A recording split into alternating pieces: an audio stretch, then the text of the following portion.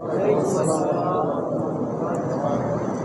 الحمد لله وحده والصلاة والسلام على من لا نبي بعده وعلى آله وأصحابه ومن تبعهم بإحسان إلى يوم الدين أما بعد فأعوذ بالله من الشيطان الرجيم بسم الله الرحمن الرحيم يا أيها الذين آمنوا استعينوا بالصبر والصلاة إن الله مع الصابرين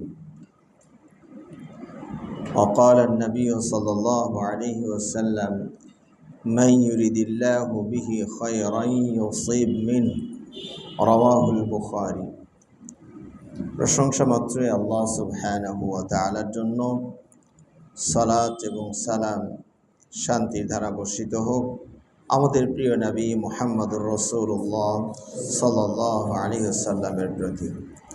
সমবেত সম্মানিত দিনী ভাই সকল, আজকে আমরা সংক্ষিপ্ত পরিসরে যে বিষয় নিয়ে আলোচনা করার ইচ্ছা পোষণ করি সেটি হচ্ছে মুসলিম জীবনে বিপদ আপদ ও করণীয়। আল্লাহ নবী সাল্লাল্লাহু আলাইহি ওয়াসাল্লাম একটি হাদিসে বলেছেন, আদ-দুনিয়া সিজনুল মুমিন ওয়া জান্নাতুল কাফির। দুনিয়া হচ্ছে মুমিনদের জন্য জেলখানা আর কাফেরদের জন্য স্বর্গ, জান্নাত। এটার মানে কি? এটা যদি শাব্দিক অর্থেও ধরেন তাও দেখা যায় কিছু কিছু মুমিন মাঝে মাঝেই বিনা অপরাধে তাকে জেল হাজতে যেতে হয়। যেমন ইউসুফ আলাইহিস সালাতু ওয়াস সালাম, তিনি জেলে গেলেন। অপরাধটা কি ছিল? অপরাধ ছিল অপরাধ না করা। তিনি যদি অপরাধটা করে ফেলতেন তাহলে আর জেলে যাওয়া লাগতো না। তো এটা আজব জেলে যাওয়া হলো। অপরাধ করলেন না কেন, তাই তাকে জেলে যেতে হয়েছে। নবী মুহাম্মদুর রাসূলুল্লাহ সাল্লাল্লাহু আলাইহি ওয়াসাল্লামকেও জেলে যেতে হয়েছে। হয়তোবা ওই জেল বলতে বর্তমান সমাজে যে জেল বুঝে আমরা, হাজতখানা, চতুর্দিকে বাউন্ডারি দেওয়া একটা জায়গা। নবী সাল্লাল্লাহু আলাইহি ওয়াসাল্লাম যে জেলে ছিলেন সেটা হলো শিয়াবে আবি তালিব। শিয়াবে আবি তালিব। মক্কাবাসীরা মুসলিমদের সাথে বয়কট করল, তাদের সাথে লেনদেন, কথাবার্তা, বিবাহ শাদী কোনো কিছুই চলবে না। তখন নবী সাল্লাল্লাহু আলাইহি ওয়াসাল্লাম মুসলিমদেরকে নিয়ে এই শিয়াবে আবি তালিব নামক একটা উপত্যকা, একটা দ্বীপ, পাহাড় বেষ্টিত একটা এলাকা, সেখানে অবস্থান নিয়েছিলেন। সেখানে একটা মানবেতর জীবনযাপন তাকে করতে হয়েছে। খাদ্যের সংকট ছিল, শিশু খাদ্যের সংকট ছিল, এমনকি গাছের পাতা পর্যন্ত তাদেরকে খেতে হয়েছে। তো এছাড়াও সাহাবাদের জীবনেও অনেককেই জেল খাটতে হয়েছে। যেমন খুবাইব রাদিয়াল্লাহু আনহু ব্যক্তিগত পারিবারিক জেলে ছিলেন। এরপরে তারা সেখান থেকে নিয়ে তাকে হত্যা করে ফেলেন। ইমাম আবু হানিফা রাহিমাহুল্লাহ, তিনিও অনেক বছর জেল হাজতে কাটিয়েছেন। শাইখুল ইসলাম ইবনে তাইমিয়া রাহিমাহুল্লাহ, তাকে তো জেল ছাড়তেই চায় না। ছোট্টখাট্টো কিছু হলেই ওনাকে নিয়ে সরকার জেলখানায় ভরে রাখে। এমনকি সে জীবনটা তার জেলেই শেষ নিঃশ্বাস ত্যাগ করতে হয়েছে। তো এটা হচ্ছে হাদিসের একদম ওয়ার্ড বাই ওয়ার্ড যদি অর্থ করেন তাহলে এটা অনেক মুসলিমকে অপরাধ না করা সত্ত্বেও তাকে জেলে যেতে হয়। কিন্তু হাদিসের আরও অন্তর্নিহিত যে অর্থটি এখানে বোঝানো হয়েছে সেটা হলো পুরো দুনিয়াটাই মুসলিমদের জন্য এটা হচ্ছে জেলখানা। এটা মানে কি? জেলখানা মানে আপনার ইচ্ছে মতো আপনি কিছু করতে পারবেন না। আপনার মন চাইলে একটু কোথাও বেরিয়ে আসি, ওই বাউন্ডারির চার দেয়ালের বাইরে যেতে পারবেন না। মন চাইলেই কিছু ভালো মন্দ খাবার খেতে পারবেন না। এই যে একটা সুনিয়ন্ত্রণের ভিতরে আপনাকে থাকতে হয়। তো মুসলিমের জীবনটা হলো পুরো দুনিয়াটাও যদি সে ওপেনভাবেও থাকে তারপরেও ওটা একটা জেলখানার মতো। কোন দৃষ্টিকোণ থেকে? যে আপনি মন চাইলেই যা মন চায় তা করতে পারবেন না। আল্লাহর অনুমতি ছাড়া আপনি কোনো কিছু বলতেও পারবেন না, কোনো কিছু খেতেও পারবেন না, কোথাও যেতেও পারবেন না। তাহলে এই দৃষ্টিকোণ থেকে মুমিনদের জন্য দুনিয়াটাকে জেলখানা বলা হয়েছে। আল্লাহ রাব্বুল আলামিন এই পৃথিবীতে প্রায় সব বস্তুই, বরং আল্লাহ যেভাবে ভাষাটা বলেছেন তাতে মনে হয় অমিন কুল্লি শাইইন খালাকনা যাওজাইন, আমি প্রতিটি বস্তুকেই জোড়া জোড়া করে সৃষ্টি করেছি। এটা মানে কি? যেমন ধরুন আসমান জমিন, আগুন পানি, আলো অন্ধকার, সত্য মিথ্যা, সমস্যা সমাধান, নগদ বাকি, এইভাবে যদি আপনি মিলাতে থাকেন তো দেখা যাবে যে প্রায় সব ক্ষেত্রে আপনি এরকম বিপরীত দুটো শব্দ পাবেন। হাসি কান্না, হর্ষ বিষাদ, আনন্দ নিরানন্দ। এর মানে আল্লাহ যে বলছেন আমি প্রতিটি বস্তুকে জোড়া জোড়া করে সৃষ্টি করেছি, এর মানে এটা বুঝবেন না যে সবসময় শুধু বিপরীতমুখী দুটা হবেই হবে, না হলে আপনি মিলাতে পারবেন না কোনো সময়। যেমন ধরুন মানুষের বিপরীত যদি জিনকে ধরেন, আমরা বেশিরভাগই বলি জিন ইনসান, জিন ওদেরকে দেখা যায় না, ইনসান ওদেরকে দেখা যায়, তাহলে এই দৃষ্টিকোণ থেকে এটা বিপরীত হলো। আবার ইনসান মানুষের ভিতরেও নারী পুরুষ দুই রকম আছে, আবার এর মাঝে কেউ জীবিত কেউ মৃত, বিপরীত আছে, কেউ ছোট কেউ বড়, কেউ ধনী কেউ গরিব। কিন্তু যদি আবার বলেন ফেরেশতা, তাদের বিপরীতে আবার কি কোন সৃষ্টি আছে, তখন তো মেলানো মুশকিল হয়ে যাবে। তো আল্লাহ রাব্বুল আলামিন যেটা বলেছেন আমি তোমাদেরকে জোড়া জোড়া করে সৃষ্টি করেছি, এটা তো মানুষের ক্ষেত্রে সুস্পষ্ট শব্দই আছে, ও খলাকনাকুম আজওয়াজা, ও খলাকনাকুম আজওয়াজা, আমি তোমাদেরকে জোড়া জোড়া করে সৃষ্টি করেছি। আর এই আয়াতটি আরও ব্যাপক, ও খলাকনা মিন কুল্লি শাইইন যাওজাইন, ও মিন কুল্লি শাইইন খলাকনা যাওজাইন, ও মিন কুল্লি শাইইন খলাকনা যাওজাইন, প্রতিটি বস্তু আমি জোড়া জোড়া করে সৃষ্টি করেছি। এটা মানে কি, একটা হলো বিপরীতমুখী হলেও এক জোড়া হয়, আবার একই জাতীয় দুটো হলেও এক জোড়া হয়।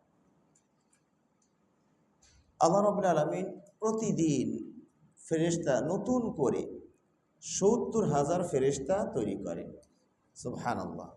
কমও না বেশিও না। কেনই বা কম করেন না, কেনই বা বেশি করেন না, সেটা আল্লাহর ইচ্ছা। তিনি ৭০,০০০ ফেরেশতা তৈরি করেন। তো ৭০,০০০-এর ভিতরে কয় জোড়া আছে? ৩৫,০০০ জোড়া আছে। আল্লাহ নবী সাল্লাল্লাহু আলাইহি ওয়াসাল্লাম বলেছেন মান আনফাকা ফি সাবিলিল্লাহি যাওজাইন, অথবা মান আনফাকা যাওজাইন ফি সাবিলিল্লাহ, যে আল্লাহর রাস্তায় এক জোড়া করে দান করবে তার একটা বিশেষ মর্যাদার কথা বলা হয়েছে। এই এক জোড়া মানে কি? এক জোড়া মানে এক জোড়া কবুতর দিবেন, এক জোড়া মুরগি দিবেন, এক জোড়া গরু দিবেন, এক জোড়া ছাগল দিবেন, এক জোড়া উট দিবেন, এক জোড়া কাপড় দিবেন। হ্যাঁ, টাকা যদি দেন 10 টাকার নোট দুটা দিবেন, 20 টাকার নোট দুটা দিবেন, 50 টাকার নোট দুটা দিবেন, এই যে এটার নামই এক জোড়া। তাহলে এই এক জোড়া মানে এটা বোঝায় না যে সবসময় কি হতে হবে, বিপরীত হতে হবে। তো পৃথিবীতে আল্লাহ রাব্বুল আলামিন এমন কোনো মানুষ আপনি পাবেন না যিনি সারা জীবন শুধু সুখেই ছিল, কোনো দিক থেকে কোনোভাবে দুঃখ তাকে স্পর্শ করে। আবার এমন কাউকেও আপনি পাবেন না যে সারা জীবন সে সর্বসাইড দিয়েই দুঃখে ছিল, মুখে কখনোই তার হাসি ফোটেনি। এমনটি পাওয়া দুরূহ ব্যাপার, অসম্ভব ব্যাপার। তো মানুষের জীবনে হর্ষ বিষাদ, আনন্দ নিরানন্দ, হাসি খুশি, এ দুটোই বলা যায় সমান তালেই আসতে থাকে। বরং মুমিনের জীবনটা আরও চতুর্দিক থেকে বিপদে ঘেরা।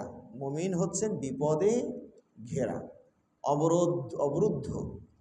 আল্লাহ নবী সাল্লাল্লাহু আলাইহি ওয়াসাল্লাম বলেছেন যে মুমিনের জীবনের প্রায় 99টা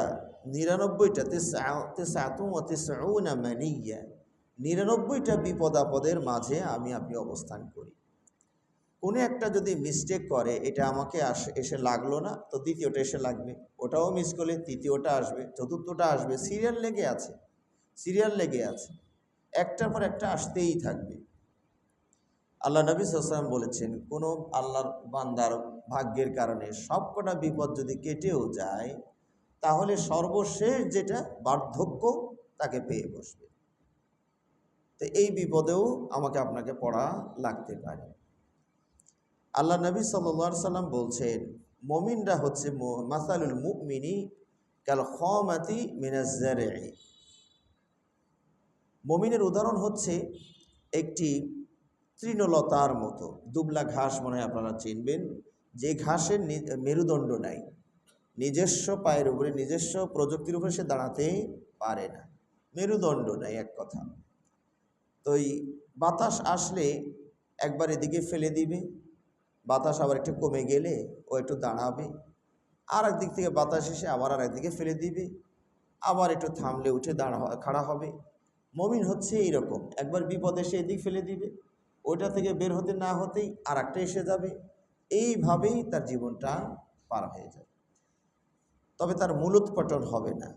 দুবলা ঘাস, এই ঘাসগুলো বাতাস আসলে ফেলে দিবে ঠিকই, কিন্তু গোড়াসহ উপড়িয়ে ফেলতে পারবে না, থাকবে দুনিয়াতেই। এইভাবে কষ্টের মাঝে হোক, সুখে দুঃখে হোক, মুমিন থাকবে। আর মুনাফিক, তার উদাহরণ হচ্ছে আল্লাহ নবী সাল্লাল্লাহু আলাইহি ওয়াসাল্লাম বলছেন কাশাজারাতিল আরজা।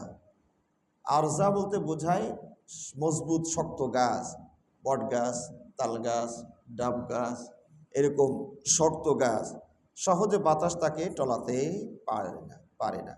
কিন্তু কোনো একদিন যদি বাতাস ওকে উপড়িয়ে ফেলে দেয়, ওর জীবনে উঠতে পারবে না। তাহলে মুমিনের জীবনটা হচ্ছে এইরকম, বিপদে আপদে ঘেরাও করা থাকবে। এটা আল্লাহ রাব্বুল আলামিন পবিত্র কোরআনে বারবার এই কথাগুলো বিভিন্নভাবেই বলেছেন। আল্লাহ বলছেন, আহাসিবতুম আন তাদখুলুল জান্নাহ ওয়ালাম্মা ইয়াতিকুম মাসালুল লাযীনা খালাউ মিন ক্বাবলিকুম মাসাতহুমুল বাসা ওয়াদ-দাররা ওয়াজুলজিলু হাত্তা ইয়াকুলার রাসূলু ওয়াল্লাযীনা আমানু মাআহু মাতা নাসরুল্লাহ আলা ইন্না নাসরাল্লাহি করিব। আল্লাহ রাব্বুল আলামিন বলছেন, আম হাসিবতুম, তোমরা কি মনে করেছো, তোমরা ভেবেছো যে জান্নাতে চলে যাবে, অথচ তোমাদের পূর্ববর্তী গণের উপরে যেই রকম বালা মুসিবত পরীক্ষা এসেছে, তা তো সামান্য তোমাদের উপরে এখনো আসেনি। মাসাতহুমুল বাসা, আগের লোকের মানুষের অর্থনৈতিক সংকট দেখা দিয়েছে, মুসলিম মুমিন অর্থনৈতিক সংকট, দুঃখ দুর্দশা, বিপদ আপদ, যুদ্ধ বিগ্রহ, এমন একটা পর্যায়ে চলে গিয়েছে যে স্থির জমিন বিপদের আপদের প্রকটতায় অস্থির মনে হচ্ছে যেন জমিন কাঁপছে, ভূমিকম্প শুরু হয়ে গেছে। আসলে এখানে যে আল্লাহ রাব্বুল আলামিন বলছেন ওয়াজুল জিলু, তাকে তার মানে ভূমিকম্প,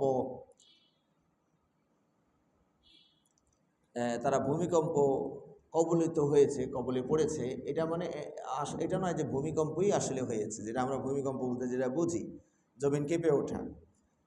এটা ছিল বিপদ আপদ এত প্রকট ছিল, যার কারণে তাদের মনে হয়েছে যে জমিন কাঁপছে, স্থির জমিনও তাদের কাছে কম্পন মনে হয়েছে।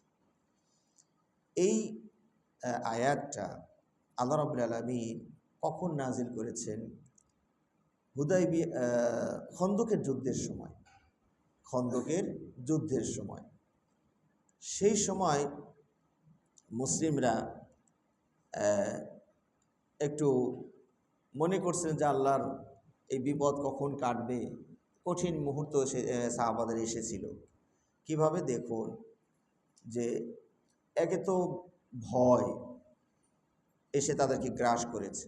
কেমন ভয়? আল্লাহ কোরআনে বলছেন, ওয়াবালাগাতিল কুলুবুল হানাজিরা, ভয়ে মানুষের গলা শুকিয়ে যায়, প্রাণ উষ্ঠাগত হয়ে যায়। কারণ এই সময় সাহাবাদের কি পরিমাণ ভয় গ্রাস করেছিল চিন্তা করুন, যে কাফিররা 10,000 নির্বাচিত সেনাবাহিনী নিয়ে মদিনায় অ্যাটাক করছে। এই যে নজু ফজু সব আনেনি, নির্বাচিত অমুক গোত্রের শ্রেষ্ঠ 100 জন আছে, হ্যাঁ এই 100 জন নিয়ে আসো এইভাবে।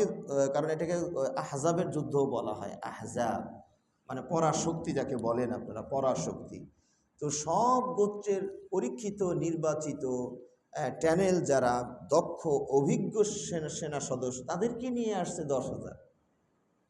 এটা হলো একদিক দিয়ে সমস্যা। এরপরে এখানে ছিল কষ্টটা কেমন ছিল? মদিনা আলহামদুলিল্লাহ 3 দিক থেকে আল্লাহ প্রদত্ত নিরাপত্তা ছিল। একটা হচ্ছে হাররা শারকিয়া আর একটা হাররা গারবিয়া। মদিনার পূর্ব সাইড আর পশ্চিম সাইড এ দুটো ছিল পাথরালি জমিন, জমিনটাই খালি পাথর আর পাথর, এই উঁচু নিচু ছোট বড়। আমাদের সে ঢেল পড়ে থাকলে যেরকম অত ছোট না, আমাদের বড় বড় আছে। তাহলে এই পূর্ব সাইড আর পশ্চিম সাইড এই দুটো হলো পাথর দিয়ে ভরপুর করা। ওই জায়গা দিয়ে কোনো সেনাবাহিনী উট ঘোড়া নিয়ে ঢুকতে পারবে না, কারণ এই উঁচু নিচু পা ফেলে ভিতরে যাবে, আবার তো এটা মুশকিল। এই 2 সাইড মোটামুটি সেফটি। আর উত্তর আর দক্ষিণ, তো আমার দিকটা একটু হয়তো ভুল হতে পারে, দুটার একটা সাইড, দুইটার একদিকে ছিল বাগান, উত্তর দক্ষিণের একদিকে ছিল খেজুর বাগান। তো খেজুর বাগানের ভিতর দিয়েও উট ঘোড়া যেতে চায় না, কারণ ওই যে খেজুরের কাঁটা আছে, যেতে লাগে পায়ে কাঁটা বিঁধে যায় উটের ঘোড়ার। এই জন্য ওই বাগানের ভিতর দিয়ে আসাটাও নিরাপদ না। তো থাকলো এখন কোনটা সাইড?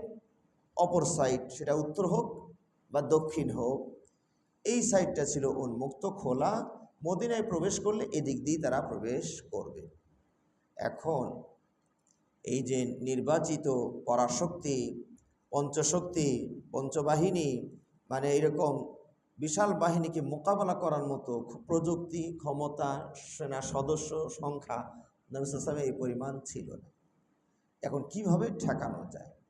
সালমান ফারিসি রাদিয়াল্লাহু তাআলা আনহুর পরামর্শে এখানে পরীক্ষা খনন করার পরামর্শ দিলেন, যেটাকে আমরা খন্দক বলছি, পরীক্ষা খনন। প্রায় 5,000 মিটার লম্বা, মানে ওই হাররা শারকিয়া থেকে হাররা গারবিয়া পর্যন্ত এই যে 5,000 ফিট লম্বা এটা গর্ত, মানে নালা খুঁড়তে হবে। এরপরে এর চওড়া ছিল 4 ফিটের উপরে, আর গভীরতা ছিল 3 ফিটেরও উপরে। তার মানে এই ব্যবস্থাপনা নিতে গেলেন কেন নবী সাল্লাল্লাহু আলাইহি ওয়াসাল্লাম? 3 দিক তো আল্লাহর রহমতে নিরাপদ, আর এই সাইড দিয়ে যেন কাফেররা ঘোড়া নিয়ে উট নিয়ে এদিকে পার হইতে না পারে, এই জন্যই নালাটা খুঁড়েছে। কারণ ওই যে 4 ফিট লম্বা উট লাফ মেরে এদিকে আসতে গেলে নিচে পড়ে যাবে, ও উঠতে সময় এর মধ্যে মুসলমানরা আবার আঘাত করতে পারবে ভিতরে পড়ে গেলে। এই যে একটা মানে অল্প সময়ের ভিতরে প্রায় 1400 জন সাহাবার মতো তারা দিন রাত পরিশ্রম করে এই খনন কাজে ব্যস্ত আছে। আল্লাহ নবী সাল্লাল্লাহু আলাইহি ওয়াসাল্লাম পর্যন্ত নিজে কোদাল মারছেন, কুড়াল মারছেন, মাটি বহচ্ছেন, পুরো বুকটা মাটি দিয়ে ভরপুর হয়ে গেছে, পুরো বুকটা মাটি দিয়ে ভরা। তার মারাত্মক কষ্ট। এরপরেও এমন এক পর্যায়ে এসে দেখলেন এমন শক্ত মাটি বেরিয়েছে, পাথরের মতো শক্ত, এখানে আর নালা করা যাচ্ছে না। কোদাল তো বসেই না, শাবলও ভিতরে ঢোকে না, এত শক্ত। সাহাবারা নবী সাল্লাল্লাহু আলাইহি গিয়া বলেন, ইয়া রাসূলুল্লাহ, এই যে খন্দকে এমন একটা শক্ত মাটি বেরিয়েছে, ও পাথরের চেয়েও শক্ত, কোনোভাবেই ওটাকে কাটা যাচ্ছে না। আল্লাহ নবী সাল্লাল্লাহু আলাইহি ওয়াসাল্লাম বললেন, আনা নাজিলুন, থামো থামো, আমি আসছি। আল্লাহ নবী সাল্লাল্লাহু আলাইহি ওয়াসাল্লাম এসে শাবল দিয়ে একটা বাড়ি মারলেন। আল্লাহু আকবার। আল্লাহর হুকুমে মুহূর্তের ভিতরে বালু নরম বালুতে পরিণত হয়ে গেল। সুবহানাল্লাহ। সাহাবারা এটা খনন কাজ করলেন। তাহলে এখানে একটা হার্ড পরিশ্রম আছে সাহাবাদের, এটা একটা কষ্টের কাজ। পাশাপাশি আরেকটা কষ্ট হলো ক্ষুধা, খাবার নাই। একটু খেয়াল করে দেখুন, আল্লাহর জন্যই সাহাবারা খাটছে, তা আল্লাহ খাবারটা দেয় না কেন? পরীক্ষা। আল্লাহ খাবার দেয় না, খাবারের কি অভাব ছিল? মুসা সাল্লামের উম্মতকে তো আল্লাহ মান্না সালওয়া বিনা পরিশ্রমে খাওয়ালেন। মরিয়ামকে আবদ্ধ ঘরের ভিতরে অমৌসুমি ফল এমনি এমনি খাওয়াইলেন। ঈসা সাল্লামের উম্মতরা আসমানি খাবার খেতে চাইলেন, যে আপনার রব কি পারবে আকাশ থেকে একটু খাবার নাজিল করতে? ঈসা সাহেব বলেন, আস্তাগফিরুল্লাহ, বলো কি তোমরা এগুলো? আল্লাহ পারবেন? আল্লাহ পারবেন না মানে? তো আল্লাহর কাছে দোয়া করেছেন ঈসা আলাইহিস সালাম, আল্লাহ খাবার নাজিল করলেন কিন্তু শর্ত সাপেক্ষে, আমি খাবার দিব। ওরা যেহেতু খেতে চাচ্ছে আসমানি খাবার আমি পাঠাচ্ছি, তবে এইটা খেয়ে যদি দেখার পরে কেউ যদি বিপথে চলে যায়, তাহলে ওরে এমন শাস্তি দিব যে ওই শাস্তি আমি ইতিপূর্বে কাউকে দেইনি, আর ভবিষ্যতে কাউকে এরকম শাস্তি দিব না। এমন কড়া শর্ত দিয়ে আল্লাহ তাদেরকে খাবার দিয়েছিলেন। কিন্তু নবী সাল্লাল্লাহু আলাইহি ওয়াসাল্লামের সাহাবারা এই হার্ড পরিশ্রম করছেন, এখানে খাবারের ব্যবস্থা নাই। 3 দিন যাবৎ কোনো খাবার তারা চাখে না, 72 ঘন্টা। সাহাবারা নবী সাল্লাল্লাহু আলাইহি ওয়াসাল্লামকে এসে বলছে, ইয়া রাসূলুল্লাহ, কোনো খাবারের ব্যবস্থা নাই, কিছু করা যায় কি না? নবী সাল্লাল্লাহু আলাইহি ওয়াসাল্লাম নিজের কাপড়টা উঠিয়ে দিয়ে বললেন যে আমিও তো পাই না খাবার। পেটে পাথর বাঁধা, নবী সাল্লাল্লাহু আলাইহি ওয়াসাল্লামের পেটে পাথর বাঁধা, 3 দিন ধরে উনিও খাবার পায় না। আল্লাহু আকবার। তাহলে দেখুন, একদিক দিয়ে ভয়, এত বড় বাহিনী আসছে, ওরা যদি শুধু মদিনাতে ঢুকতে পারে তো পুরো মদিনার মানুষে কচু কাটা করে, মানে একদম পুরো সাফান সাফাত একেবারে সাফ করে দিয়ে চলে যাবে। এটাকে রোধ করার মতো ওই পরিমাণ ক্ষমতা, আল্লাহ যদি সাহায্য না করে তো এই বাহিনী থেকে রক্ষা পাওয়া উপায় নাই। এই একটা ভয়, তারপরে ক্ষুধা, তারপরে পরিশ্রম। এখানে আল্লাহ রাব্বুল আলামিন যে কঠিন পরীক্ষাগুলো মাঝে মাঝে নেন, কারণ কি? কারণ হচ্ছে একটা মানুষ যদি ক্ষুধার কষ্টই সহ্য করতে না পারে, তাহলে জীবন দেওয়ার কষ্ট সহ্য করতে পারবে? এই জন্য সেনাবাহিনীর একটা নিয়ম হচ্ছে খাবার না দিয়ে ওদের কষ্ট দেওয়া, পরিশ্রম করে কষ্ট দেওয়া, মানে কঠিন প্রশিক্ষণ, সহজ যুদ্ধ। আল্লাহ রাব্বুল আলামিন ওই যে তলুতের বাহিনী, ফালাম্মা ফসলা তলুত বিল জুনুদ, তলুত আর জালুতের যে যুদ্ধটা হয়েছিল, বিশাল বাহিনী, তলুতের জালুতের তো বিশাল, আর মুসলিম যিনি তলুত তারও মোটামুটি সংখ্যা ছিল। আল্লাহ রাব্বুল আলামিন পরীক্ষায় ফেলে দিলেন, বলেন ইন্নাল্লাহা মুবতালিকুম বিনাহর, আল্লাহ একটা নদী দিয়ে তোমাদেরকে পরীক্ষা করবে। দেখুন, যাচ্ছে আল্লাহ রাস্তায় যুদ্ধ করতে, কাফেরের বিরুদ্ধে যুদ্ধ করতে যাচ্ছে, কিন্তু এই সকল আপামর জনগণ সবাইকে নিয়ে যুদ্ধে যাওয়াটা ঠিক না, মজবুতদেরকে নিয়ে যেতে হয়। তাই জন্য আল্লাহ বলেন আমি কিন্তু পরীক্ষা করব তোমাদেরকে নদী দিয়া। তো নদী সমস্যা কি? নদী থাকলে সমস্যা নেই, পার হওয়ার ব্যবস্থা করা যাবে। কিন্তু মারাত্মক পিপাসাও দিয়ে দিয়েছে। আচ্ছা, মারাত্মক পিপাসা না হয় দিলেন, সামনে নদী না পড়লে তো বাঁচা যায়, পিপাসা কিন্তু পানি নাই, তাও পার হয়ে যাওয়া যেত। কিন্তু আল্লাহ বললেন মারাত্মক পিপাসা দিয়ে সামনে পানির ব্যবস্থা করছে, পরীক্ষা। আল্লাহ বললেন যে কেউ এই পানি খাবে না, পিপাসা যতই হোক, মরে যাও কিন্তু পানি কেউ খাবে না। তবে যদি খাও 1 চুমুক খেতে পারবে, 1 অঞ্জলি, 1 চুমুক, এর বেশি না। তো যারা আল্লাহর ওই নীতিতে অটল ছিল যে তারা 1 ঢোকও খায়নি, ওরাই শুধু পার হইতে পারছে। আর যে 1 ঢোক খেয়ে ফেলেছে, ও আর ব্রেক ধরতে পারে নাই, পুরো আরও খেয়ে ফেলেছে, থামতেই পারেনি।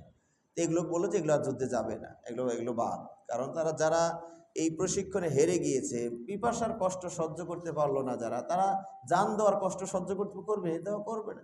সামান্য একটু কিছু হলে হুড় করে দৌড় মারবে, পালাবে পিছন দিকে, হ্যাঁ, পৃষ্ঠ প্রদর্শন করবে। তো ময়দানে যদি কেউ, ওই বেশিরভাগ মানুষ যোদ্ধারা পলায়ন শুরু করে, তো আর যেও ভাবছিল যে সামনে যাব, ও মনে কর বিপদ মনে হয় জটিলই, সব যে পালায়, তো ওই যিনি মজবুত উনিও পালান শুরু করে। এই জন্য সেনাবাহিনীর সদস্য মজবুতটা নিতে হবে। আল্লাহ তাকে সেখানে দেখুন পরীক্ষার মাধ্যমে বাছাই করে যারা মজবুত থাকতে পারবে 313 জন, ওই তলুতের বাহিনীতেও 313 জনই টিকেছিল। ওই 313 জন নিয়ে তিনি যুদ্ধে জয়লাভ করেছিলেন, আলহামদুলিল্লাহ। এখানে কত বড় বিপদ আসলো দেখুন, কতগুলো হয়ে গেছে, একটা বিশাল বাহিনী এসে গেছে। 2 নাম্বার ক্ষুধার কষ্ট, তারপরে পরিশ্রম হয়েছে যে গর্ত, এরপরে মারাত্মক শীত, প্রচণ্ড শীত। আল্লাহ নবী সাল্লাল্লাহু আলাইহি ওয়াসাল্লাম সাহাবাদেরকে বললেন যে ওপারের কি অবস্থা, কাফেররা তো এখানে এসে তাঁবু গেড়ে বসে আছে, প্রায় একটা মাস ধরে ওরা অবরোধ করে রাখছে, মদিনায় যায় না, ওরাও ঢুকতেও পারছে না। এরা এই যুদ্ধের সাথে পরিচিত না। আরব দেশের মানুষ এই যে নালা যে সামনে পড়বে এই প্রযুক্তি ওর ব্রেনেও আসে নাই, কারণ এটা তো এখানে এই আরব দেশের প্রযুক্তি না, এটা হলো যে পারস্যের ইরান তুরানের প্রযুক্তি। বুঝতে পেরেছেন? আর তখন তোর উপর দিয়ে মারার ব্যবস্থা খুব বেশি নাই, মারলে তীর মারবেন 1-2 কিলোমিটার হয়তো দূরে যাবে, এর বেশি দূর থেকে তারা আক্রমণ করতে পারছেন না। তো এই প্রযুক্তির সাথে ওই যুদ্ধের সাথে তারাও পরিচিত না, ওরাও এসে ব্যাককল হয়ে গেছে যে মোহাম্মদ করছে এটা কি, এটা হ্যাঁ সাল্লাল্লাহু আলাইহি সাল্লাম। তো ওরা ওপারে অবরোধ করে আছে, কি করা যায়, কেমনে কি পার করি, অপেক্ষা করছে একটা মাস, তারা এইভাবে অবরোধ করে রাখছে। এখন ওরা কি করছে না করছে, পরামর্শ কি করছে, প্ল্যান কি চেঞ্জ করছে, এগুলো জানা দরকার, ওই হিসাবে ব্যবস্থা নিতে হবে। তো একজন গোয়েন্দার মানে দরকার, সংবাদটা নিয়ে আসবে কে। নবী সাল্লাল্লাহু আলাইহি ওয়াসাল্লাম একদিন রাত্রেবেলায় বললেন, কে আছো আমাদের ওই ওই পাশের একটু খবর টবর নিয়ে এসে আমাকে দিবা। কেউ দাঁড়ানোর সাহস পাচ্ছে না, শুধু জুবাইর রাদিয়াল্লাহু আনহু দাঁড়িয়ে গেলেন, জুবাইর বিন আওয়াম, তিনি দাঁড়িয়ে বলেন, ইয়া রাসূলুল্লাহ, আমি সংবাদটা নিয়ে আসবো। তো নবী সাল্লাল্লাহু আলাইহি ওয়াসাল্লাম মনে হয় ভাবলেন যে না, ও পারবে কি না পারবে, তো উনি বলে বসে পড়ছেন। আবার বললেন যে কেউ আছো সংবাদটা নিয়ে এসে দিবা, কেউ দাঁড়ানো, ওই জুবাইরই দাঁড়ায়। তৃতীয়বারেও ওই জুবাইরই দাঁড়ায়।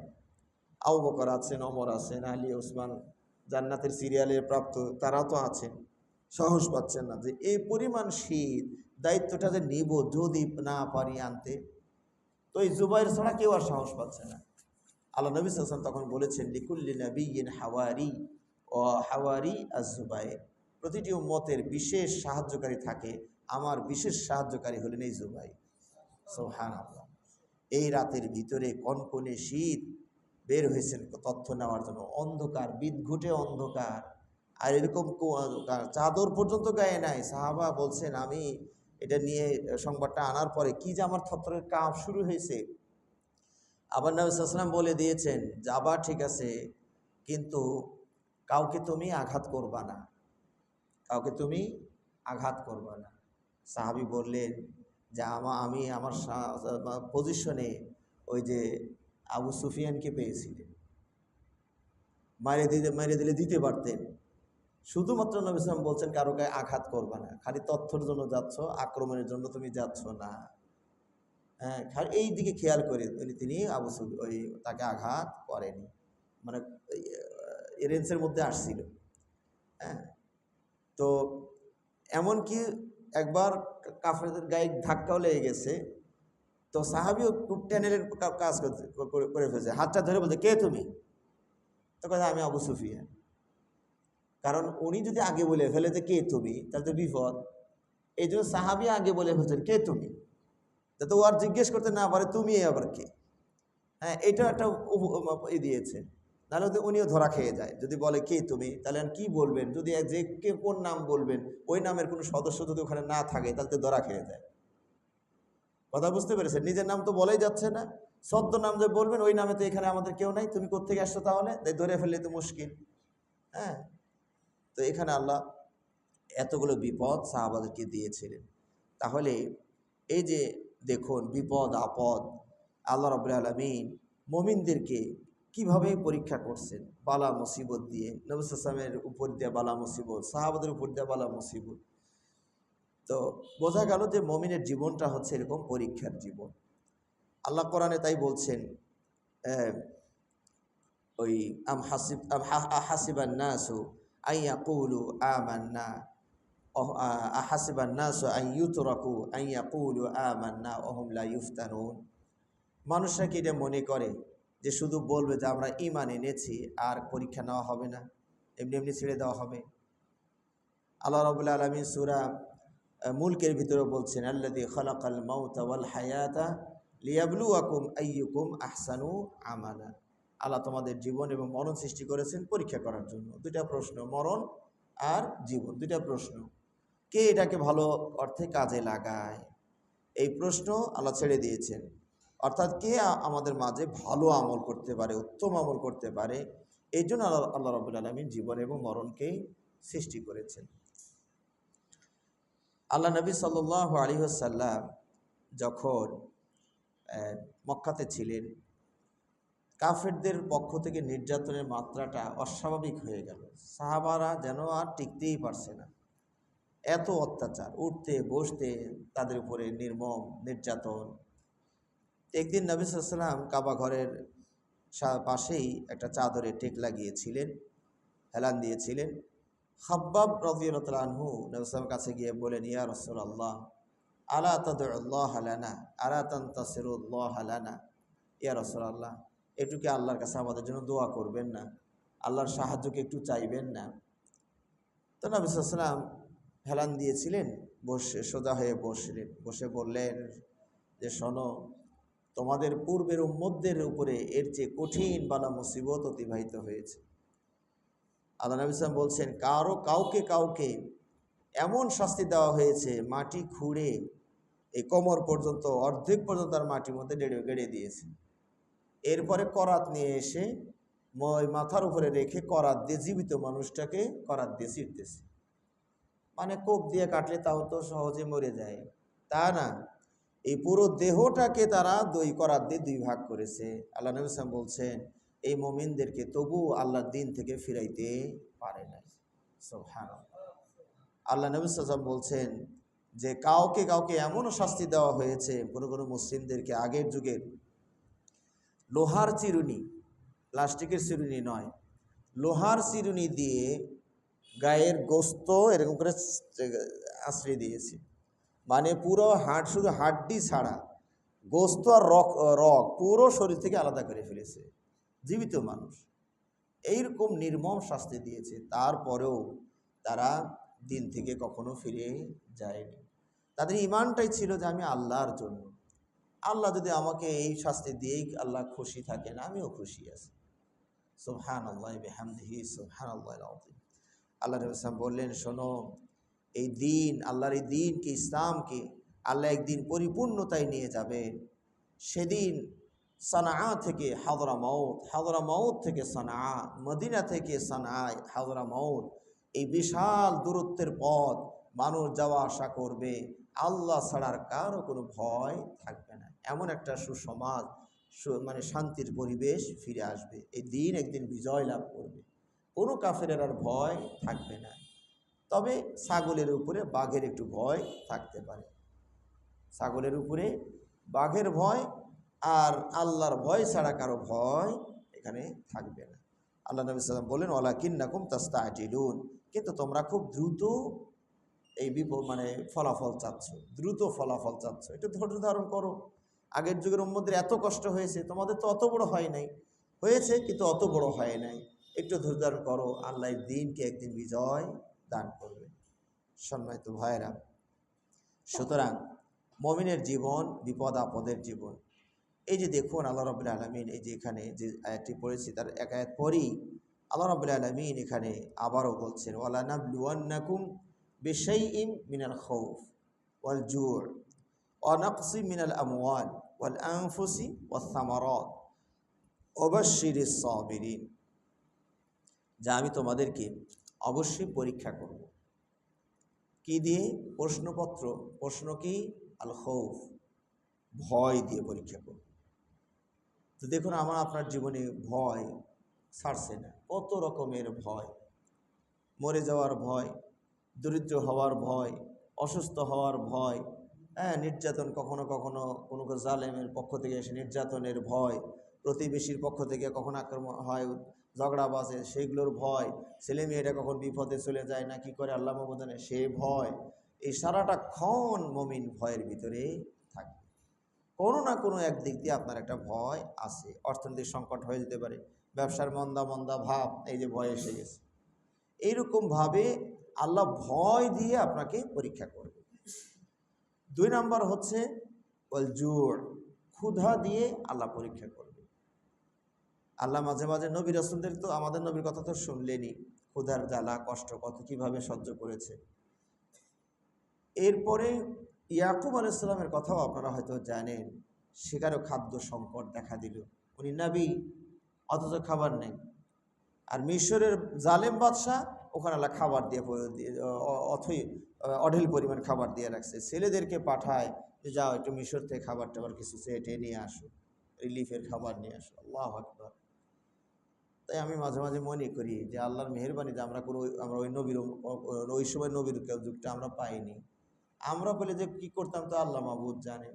আমরা তো মনে নবীকে অ্যাটাক করে ফেলতাম যে আপনি নবী হয়ে কী লাভ হইল, আপনি জান্নাতের খবর শোনান যে যা চাও তাই পাবা, আর এর খাবারই আপনিও পান না আমরাও পাই না।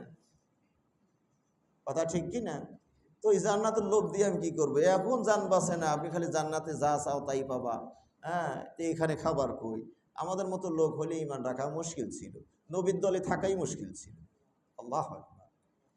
একদল সাহাবিকে আল্লাহ নবী সাল্লাল্লাহু আলাইহি 300 জন সাহাবা ছিলেন। সিফুল বাহার বলা হয় যুদ্ধটার নাম। মানে কাফেরদের একটা ব্যবসায়ী কাফেলাকে অ্যাটাক করার জন্য নবী সাহাবাকে 300 জন সাহাবার, আবু ওবায়দা ছিলেন এখানকার সেনাপতির দায়িত্বে, 300 জন সাহাবাকে নিয়ে ওদেরকে অ্যাটাক করার জন্য পাঠিয়েছিলেন। এরা যাচ্ছে 300 জন সাহাবা, প্রতিদিন 3টা করে উট জবাই করা লাগে। কারণ হিসাব করে দেখুন, একটা উট দিয়ে 100 জন, 3 বেলা। আমাদের ভাষায় যদি আমরা 3 বেলা ধরি, না হয় 2 বেলা যদি তারা খেয়ে থাকেন তো 2 বেলা, এক উটে 100 জন। এখন যা ভাগ্যে হয় ওই এক উটে দিয়ে সবাই খাবে। তো চলছে আবার অভিযোগ গেল যে সবাই ক্ষুধা পেয়ে বসছে, তাহলে আরও জবাই করো 3টা, আবার 3টা জবাই করে। আবার কিছুক্ষণ পর ক্ষুধা পেয়ে গেছে, তো কয়েকদিন পরে আবার 3টা জবাই করো। 3বার 3টা জবাই করার পরে বলছে যে না, এখন তো আর জবাই করলে বাহন নষ্ট হয়ে যাচ্ছে। সাহাবাদের ওই উটও আবার যানবাহনও, যুদ্ধের অস্ত্র। তো এইভাবে আমরা যদি অস্ত্র খেয়ে ফেলি তো যুদ্ধ করবো কি দিয়ে? আরও তো পথ অনেক দূর, কত দূর যেতে হবে আল্লাহ মাহবুদ জানে। তো এটা আর জবাই করো না। এখন কী করবেন? ওই যার কাছে খাবার যা আছে সব জমা দাও, কারণ কেউ খাবে কেউ খাবে না তা হয় না। সবার কাছে, কারোর কাছে 1 KG, half KG, 2 KG, 5 KG যা ছিল সব সেনা প্রধান আবু ওবায়দার কাছে জমা দিলেন খাবার। উনি কিছু কিছু করে সবাইকে দেওয়া শুরু করলেন, কিছু 1 মুঠ করে খেজুর দিচ্ছেন। কিছুদিন পরে দেখা যায় এটাও আর হয় না, 1 মুঠ দিলে তো আবার শর্ট পড়ে যায়। শেষে একটা করে খেজুর দিতেন। 24 ঘন্টার জন্য একটা খেজুর, 1 ক্যাপসুল।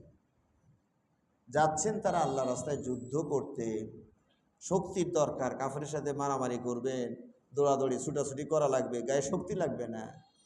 তা আল্লাহ শক্তির বদলে এরা মনে হচ্ছে যে বাহ্যিক দৃষ্টিতে দুর্বল করছেন আরও। শেষে এই একটা খেজুরও আর দিতে পারে না আবু ওবায়দা। এত বড় একটা বাহিনী, খেজুরও একটাও আর জোটে না। কি খেয়েছেন জানেন? হ্যাঁ, এটা জাইশুল খাবাতও বলা হয়। জাইশুল খাবাত বলা হয় লাঠি দিয়ে গাছের পাতা বাড়ি দিয়ে যা পড়ছে পাতা খেয়েছে সাহাবা, খাবার নেই। এই পরিবেশে আপনি থাকলে ইমান রাখতে পারতাম কিনা একটু চিন্তা করেন তো দেখি। আমাদের ইমান যে কখন টালমাটাল করতো, কচুর পাতার পানির মতো খালি ফুস পড়ে যেত। কিসের যুদ্ধ মোহাম্মদের ওয়াদাই ঠিক নেই। আল্লাহ নাকি এত কিছুর মালিক, আমাকে খাবারই দিতে পারে না, যে বিপদে আছি। এত মানে ওই যে মুসা উম্মত যেরকম বলতো যে আপনি আর আপনার রব গিয়ে যুদ্ধ করেন, আমরা এখানে যাচ্ছি না। নাউজুবিল্লাহি মিন যালিক।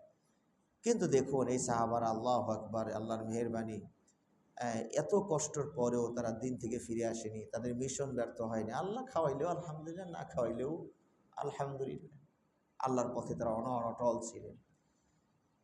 শেষের দিকে যখন এরকম ক্ষুধা মারাত্মক, আল্লাহর পক্ষ থেকে খাবার এসে গেল। কেমনে খাবার? সাগরের বিশাল বড় মাছ মরে কুলের দিকে চলে আসছে। এটাকে আম্বার বলা হয়। তা আমার ধারণা সাহাবারা যেভাবে বর্ণনা দিয়েছেন তাতে এটা বিশাল তিমি মাছ হবে, যেটাকে আম্বার বলা হয়।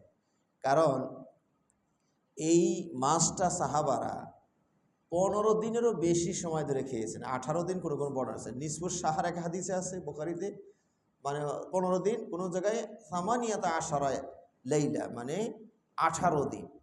তাহলে 18 দিন 300 জন সাহাবা খাচ্ছেন এই মাছ থেকে।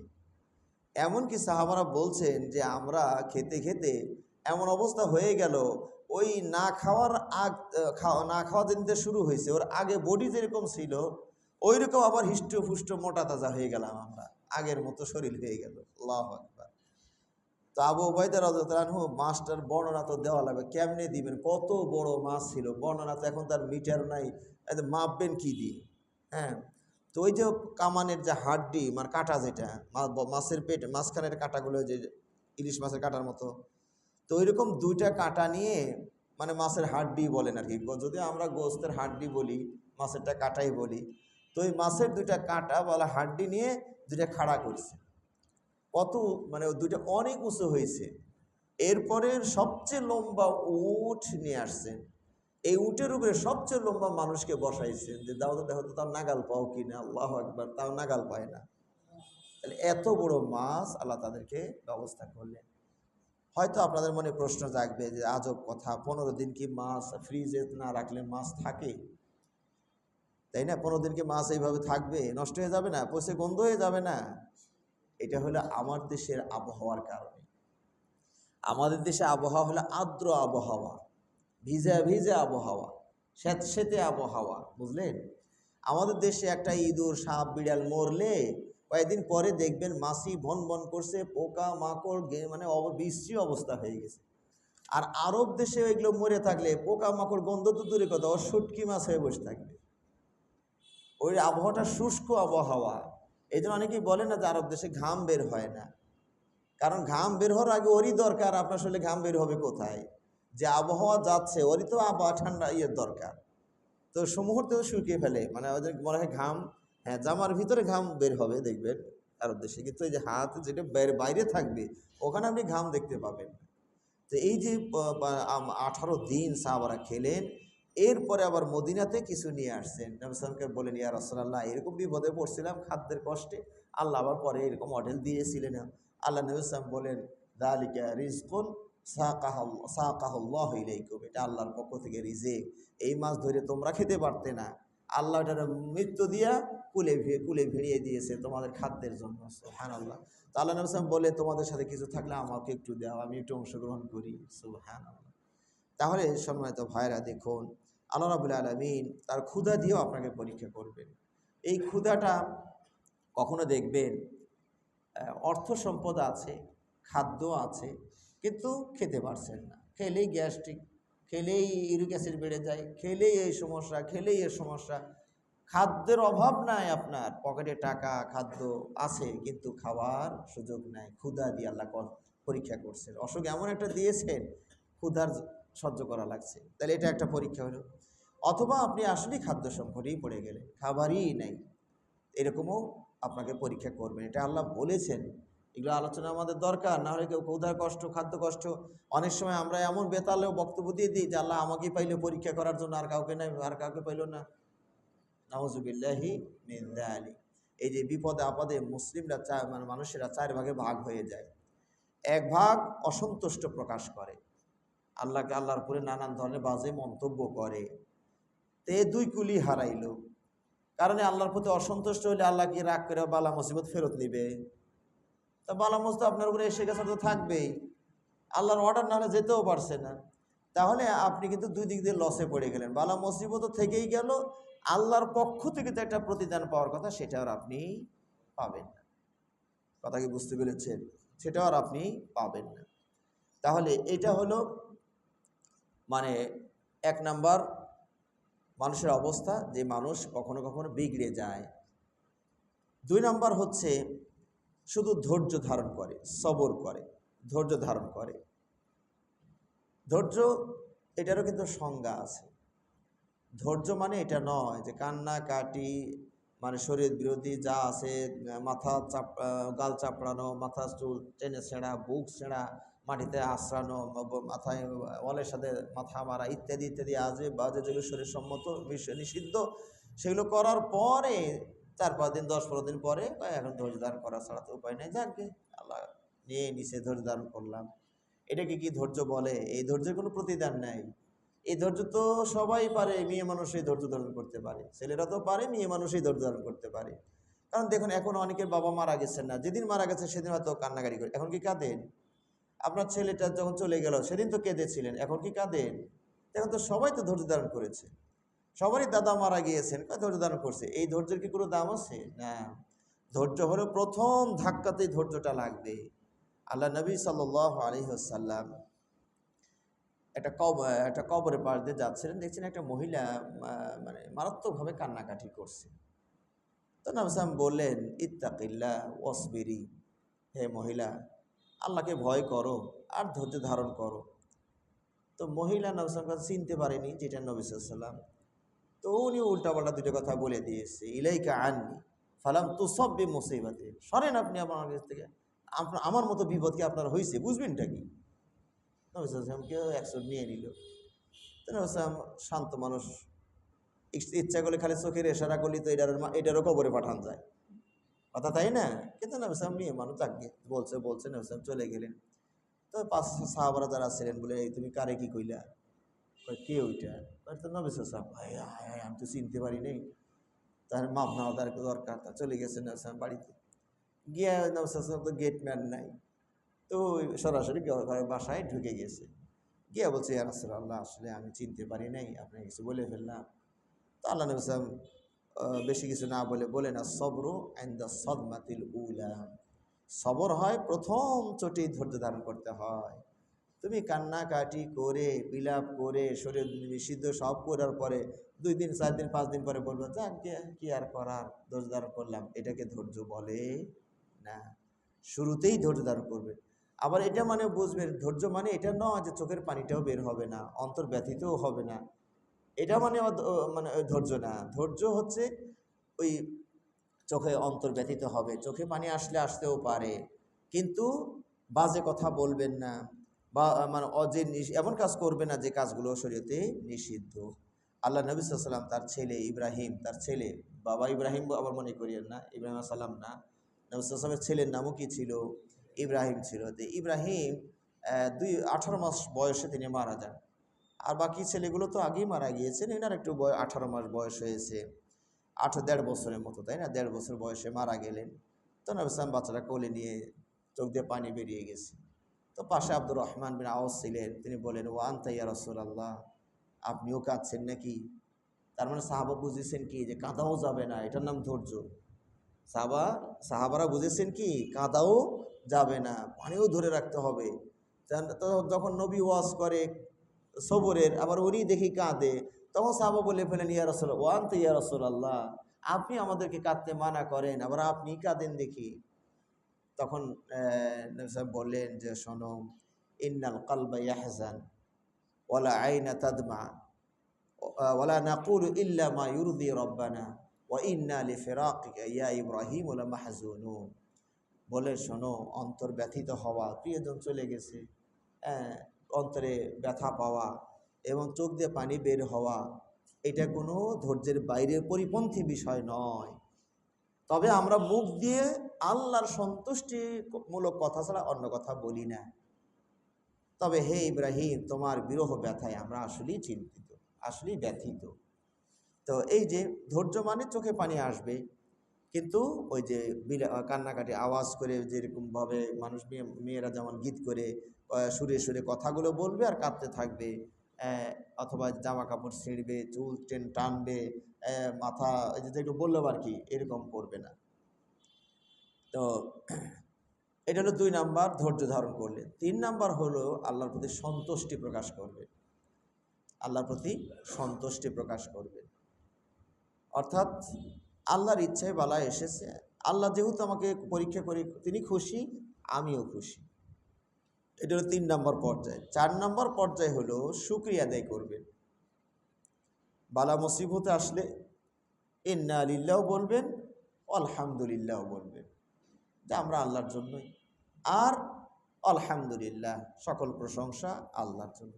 আল্লাহ নবী সাল্লাল্লাহু আলাইহি ওয়াসাল্লাম এরকম বিপদে আপদে, যখন একটু বিপদে আপদে থাকতেন, কেউ জিজ্ঞেস করলে কেমন আছেন ইয়া রাসূলুল্লাহ, আলহামদুলিল্লাহ আলা কুল্লি হাল, সর্ব অবস্থায় আল্লাহর প্রশংসা। আল্লাহ খাওয়াইলেও আলহামদুলিল্লাহ, না খাওয়াইলেও আলহামদুলিল্লাহ। তাহলে এই যে 4 নম্বর যেটা বললাম, যে ধৈর্য, সন্তুষ্টি, তারপরে শুকরিয়া আদায় করবেন। তিনটা মিলে এটা হলো আপার লেভেলের ব্যক্তি। এটা শুকরিয়া আদায় মানে আলহামদুলিল্লাহ, আলহামদুলিল্লাহ, আল্লাহ আমার ছেলেটাকে নিয়ে গেছে, ইন্না লিল্লাহ, আলহামদুলিল্লাহ, আল্লাহ আমার সম্পদ এতটুকু ব্যবসা লস খেয়েছে, ইন্না লিল্লাহ, আলহামদুলিল্লাহ। এই যে এইরকম হবে, বিপদে আলহামদুলিল্লাহ বলবেন, আল্লাহ শুকরিয়া আদায় করবেন। তো একদিন মনে হয় আপনাদেরকে একজন আলেমের কথা শুনিয়েছিলাম, যে এক আলেম তার ছাত্র শিষ্য সহ এক রাস্তা দিয়ে যাচ্ছিলেন, হঠাৎ করে উপর থেকে ছাই ফেলেছে গায়ের উপরে। তো আলেম এরকম ঝাড়তেছে আর বলতেছিল আলহামদুলিল্লাহ, আলহামদুলিল্লাহ। তো ছাত্র বলছে, ওস্তাদ এটা তো বিপদ, তা আপনি এখন আলহামদুলিল্লাহ বলেন কেন? বলবেন ইন্না লিল্লাহ না বলবেন? তখন ওস্তাদ বলেছিলেন যে দেখো, এই ছায়ের ভিতরে যদি আগুন থাকতো তাহলে আমার কি অবস্থাটা হতো, জামাও পুড়তো, চামড়াও পুড়তো। তো সেই বিপদের তুলনায় এটা তো একটা ছোট বিপদ, শুধু ছাই, ঝাঁকি দিলে পড়ে যাচ্ছে না, বাড়িতে গেলে ধুলে আরও একটু বেশি যাবে। সেই হিসাবে আলহামদুলিল্লাহ, বড় বিপদের চেয়ে ছোট বিপদ দিয়ে আল্লাহ পার করছে, তো এই বিপদে আলহামদুলিল্লাহ, এর চেয়ে বড় আসলে কি করতাম। তো এই যে মুমিনদের অবস্থাটা হবে এইরকম। সম্মানিত ভাইরা, বিপদে আপদে আমাদের করণীয়টা কি হবে? বিপদ তো আসবেই, আল্লাহ যেহেতু কোরআনে আয়াতগুলো দেখছেন, বিপদ কিন্তু আসবেই। আমাদের করণীয়টা কি হবে? আপনার শারীরিক বিপদ, মানসিক বিপদ, অর্থনৈতিক বিপদ, পারিবারিক বিপদ, সামাজিক বিপদ, এরপরে রাজনৈতিক বিপদ, মানে আন্তর্জাতিক বিপদ, চতুর্দিক থেকেই এরকম আপনার প্রতি একটার পর একটা আসতেই থাকবে। এই সকল বিপদ আপদের সময় আমাদের করণীয়টা কি? এক নম্বর, যেটা আমরা এর মধ্যে আলোচনার মধ্যে কিছুটা এসেও গেছে, এক নম্বর হচ্ছে ধৈর্য ধারণ করা, মানে সন্তুষ্টি প্রকাশ করবেন, আল্লাহ এই তাকদীরের প্রতি সন্তুষ্টি, আল্লাহ আমার জন্য এটি চেয়েছেন, আলহামদুলিল্লাহ।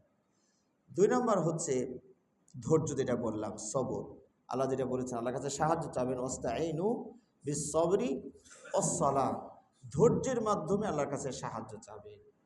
অতিষ্ঠ হয়ে যাবেন না যে আল্লাহর কখন সাহায্য আসবে, এরকম বলবেন না। হ্যাঁ, আল্লাহর যখন উপযুক্ত মনে হবে আল্লাহর সাহায্য এমনিই চলে আসবে। এবং সলাতের মাধ্যমে সাহায্য চাবেন। আল্লাহ নবী সাল্লাল্লাহু আলাইহি ওয়াসাল্লামের উপর কোনো বিপদ আসলে তিনি সলাতে দাঁড়িয়ে যেতেন। ইদা হাযাবাহু আমরুন, হ্যাঁ, সাল্লা কামা ইউসাল্লি, নবী সাল্লাল্লাহু আলাইহি ওয়াসাল্লামের যখন কোনো বিপদ আসছে সলাতে দাঁড়িয়ে যেতেন। তাহলে এক নাম্বার সন্তুষ্টি প্রকাশ করবেন। দুই নাম্বার সাহায্য চাবেন কিসের মাধ্যমে? ধৈর্য আর সলাতের মাধ্যমে। তিন নাম্বার হলো মুখে কথাটা বলবেন, ইন্না লিল্লাহি ওয়া ইন্না ইলাইহি রাজিউন। আমরা কিন্তু সবাই মনে করি কি এটা মানুষ মরলেই শুধু বলতে হয়। কেউ যদি মোবাইলে কিছু সময় ইন্না লিল্লাহ বলে, তখন আরেকজন পাশে, ভাই কে মরছে, কে মরছে। হ্যাঁ, তার মানে ইন্না লিল্লাহটা মরার সাথে মানে খাস হয়ে গেছে যেন। আসলে যে কোনো বিপদে আপদই ইন্না লিল্লাহ বলা যায়। এই ইন্না লিল্লাহ যদি বলেন, আল্লাহ দেখেন আপনার জন্য কি বড় পুরস্কার ঘোষণা করছেন।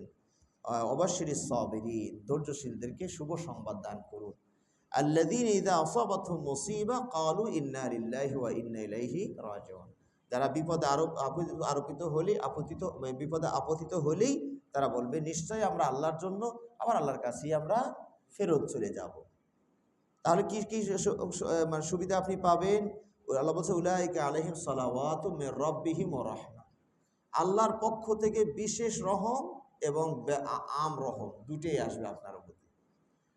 আবার সালাওয়াতের ব্যাখ্যা প্রশংসা নেওয়া হয়েছে, যে আল্লাহ আপনার প্রশংসা করবেন এবং বিশেষ রহম আপনার উপরে প্রেরণ করবেন। দুটা হইল। তিন নম্বর হচ্ছে আপনি আল্লাহর পক্ষ থেকে হেদায়েত পাবেন, আপনি আর বিপথে যাবেন না। আল্লাহু আকবার। এই যে তিনটা বিশাল বিশাল প্রতিদান পেয়ে যাবেন শুধু যদি এই পদ্ধতিতে আপনি আল্লাহর কাছে ফিরে আসেন, ইন্না লিল্লাহি ওয়া ইন্না ইলাইহি রাজিউন। এছাড়া আরেকটা দোয়া আছে, আল্লাহুম্মা আজুরনি ফি মুসিবাতি হাদিহি ওয়া আখলিফ লি খায়রাম মিনহা। এটাকে আরেকভাবে পড়া যায়, আল্লাহুম্মা আজিরনি ফি মুসিবাতি হাদিহি ওয়া আখলিফ লি খায়রাম মিনহা।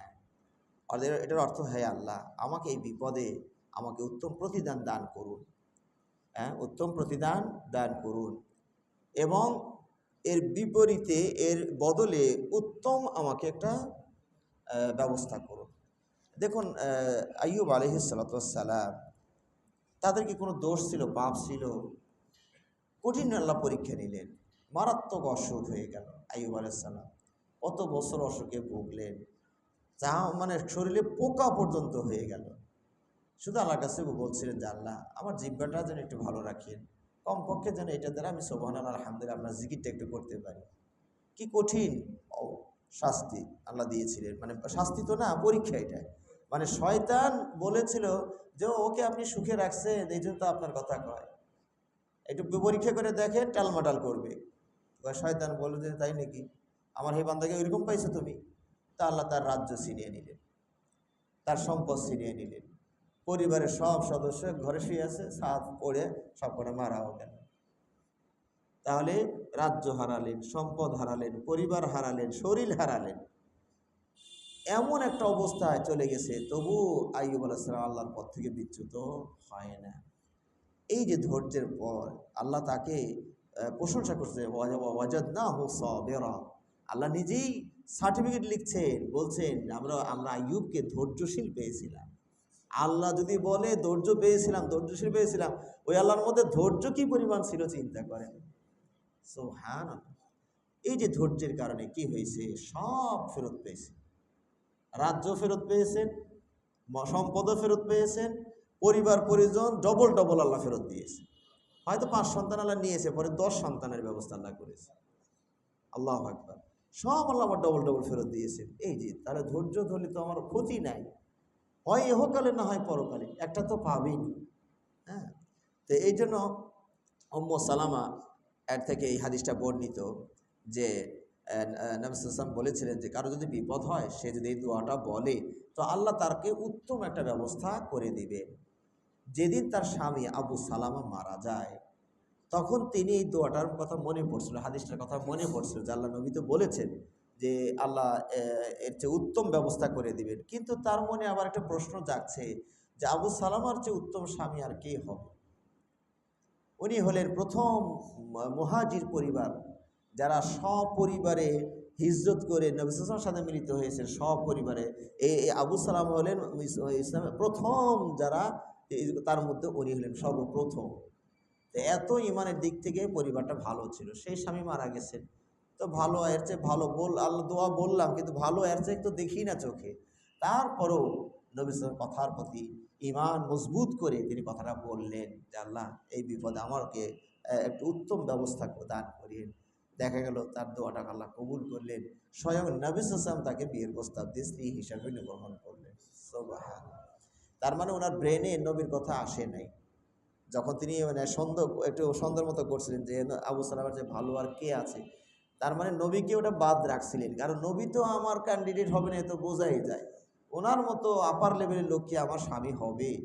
এই জন্য উনি ওনাকে বাদ দেওয়া বাকিদের মাঝে খুঁজতেছিলেন যে কেউ কি এরকম হওয়ার সম্ভাবনা আছে। তারপরেও ইমানে মজবুতি নিয়ে এসে নবী সাল্লাল্লাহু আলাইহি ওয়াসাল্লাম কথার উপরে আমল করলেন, আল্লাহ নবীকেই তার স্বামী বানিয়ে দিলেন। সুবহানাল্লাহ ওয়া বিহামদিহি সুবহানাল্লাহ আযীম। সুতরাং আমরা বিপদে আপদে যেন ভেঙে না পড়ি। এখন সর্বশেষ যে কথাটা আমি আপনাদেরকে বলবো সেটা হলো, এই বিপদ আপদ কেন আসে, তাই না? কেন আসে? 1 নম্বর হচ্ছে আমাদের ভুলের কারণে আসে, পাপের কারণে আসে, যেটা আল্লাহ কোরআনে বলে দিয়েছেন, যাহারাল ফাসাদু ফিল বাররি ওয়াল বাহরি বিমা কাসাবাত আইদিন নাস লিউযীকাহুম বা'দাল্লাযী আমিলু লাআল্লাহুম ইয়ারজিউন। জলে এবং স্থলে যে অসুবিধাগুলো দেখা দিয়েছে, বিপদ আপদ সমস্যা প্রবলেম, এর মূল কারণ হচ্ছে মানুষ।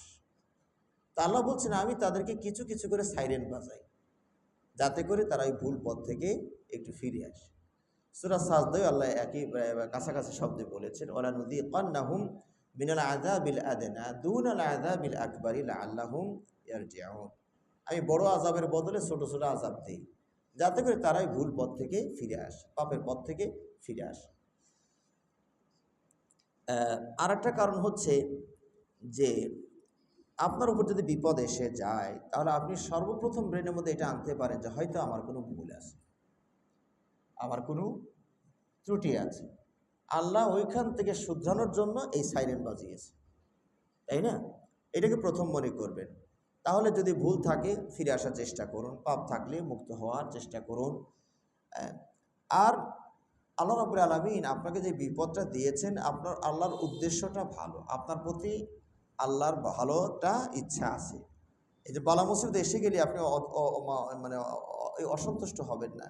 মানে এই যে হাদিসগুলো আছে, মাইরিদিল্লাহু বিখাইরি ইউসাব মিনহু বা ইউসিব মিনহু, আল্লাহ যাকে ভালোবাসেন তাকে একটু বালা মুসিবত দিয়ে দেন। কারণ আমরা মানব জীবনে ভুল তো আছেই আমাদের শরীরে, ছোট হোক বড় হোক, গোপন হোক প্রকাশ্য হোক, ভুল তো আমাদের আছেই। তো বিপদ আপদ দিয়ে আল্লাহ আমাকে ক্লিন করছেন, যাতে করে ওই পারে গিয়ে আর ময়লা দেখা না যায়, পরিষ্কার করে এখান থেকে নিয়ে যাবেন। এই জন্য ওই যে আমি মাঝে মাঝে একদিন আপনাদেরকে বলেছিলাম, যখন সাবান এই কাপড়ে যখন ময়লা লাগে সাবান দেন, কাপড়কে কিভাবে পরিষ্কার করার জন্য কি করছেন, প্রথমে পানি দিয়েছেন, তারপরে আবার সাবান লাগাইছে, তারপরে আবার এই যে আবার অনেকে কিলায়, হ্যাঁ অনেকে আবার তুলায় যে বাড়ি মারে, আছাড় মারে। তাহলে এত কিছু শাস্তি দিচ্ছেন কেন? ওরে ক্লিন করার জন্য, পরিষ্কার করার জন্য। লোহা যদি কামারের কাছে নিয়ে গিয়ে বলেন আমার একটা ছুরি বানিয়ে দেন, এ তো লোহা তো পড়ে আছে, জং ধরে গেছে, মরিচা পড়ে গেছে, তার কামারে কি করে, ওইটা নিয়ে আগুনের মধ্যে দেয় পোড়া, শাস্তি শুরু হয়ে গেছে। বাহ্যিক দৃষ্টিতে শাস্তি, আসলে শাস্তি তো না, ওরে ভালো মানের জায়গায় নেওয়া লাগবে, এই জন্য একটু প্রাথমিক ব্যবস্থাপনা চলছে। তাহলে আগুনে দিলেন, এরপরে আবার লোহা দিয়ে হাতুড়ি দিয়ে পিটালেন। তাই মাঝে মাঝে বলি, কামারের কাছে থাকে ছোট হাতুড়ি, আর হেলপারটার কাছে থাকে বড়টা, হামার থাকে। তো মানে ও মারে দ্রিম দ্রিম করে জোরে মারে, আর কামার বাকিটা সোজা করে। অথবা ও বেশি জোরে মারা কেন, উঁচা হয় নিচু হয়, ওইটা আবার কামার আস্তে করে বাড়িতে ওইটা আবার সাইজ করে, তাই না? তাহলে এত কিছু করার পরে একটা সুন্দর ছুরি হয়ে গেল, কারণ ছুরিটা কাজে লাগবে। এতক্ষণ লোহা ছিল, ওর কোনো দাম ছিল না, কয় কেজি হিসাবে 20 টাকা দাম আসে। আর এতে পিটুনি খায়া এমন একটা সুন্দর ছুরি হয়েছে, আর 500 টাকা দাম হয়েছে। তাহলে 20 টাকাকে 500 টাকা বাড়াইতে গেলে একটু তো ভালো একটা ব্যবস্থা আনা লাগবে।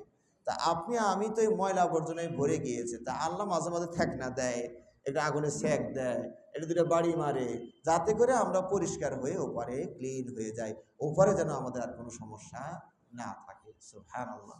এই জন্য বিপদ আসলে মনে করবেন কি, আলহামদুলিল্লাহ আল্লাহ আমার প্রতি খুশি আছে। কিন্তু আমরা হয়ে গেছি উল্টা, আমরা বলি আল্লাহ আমারই পাইলো, আর কাউকে চোখে দেখলো না। কত বড় বড় ধনী মানুষ আছে, তাদের কোনো সমস্যা নেই, আল্লাহ আমারই হাসপাতালে যাওয়ার ব্যবস্থা করে দিছে। এইটা হলো অসন্তুষ্টি, বুঝতে পেরেছেন?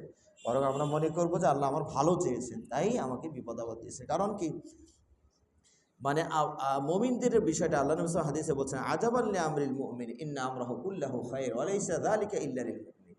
মুমিনের বিষয়টা খুবই আশ্চর্যজনক, এটা মুমিন ছাড়া আর কারো এই সুবিধাটা নাই। মুমিন যদি সুখে থাকে, ধৈর্য শুকরিয়া আদায় করে, এটা তার জন্য কল্যাণকর, শুকরিয়া আদায় করা জান্নাতের রাস্তা। আর যদি বিপদে আপদে পড়ে যায়, ধৈর্য ধারণ করে, তাও এটা কল্যাণকর, ওইটাও জান্নাতে যাওয়ার আর এক রাস্তা। তাহলে সুখে থাকলে আলহামদুলিল্লাহ বললেন, আল্লাহ শুকরিয়া আদায় করলেন, হ্যাঁ, তাহলে ওটাও জান্নাতে যাওয়ার রাস্তা।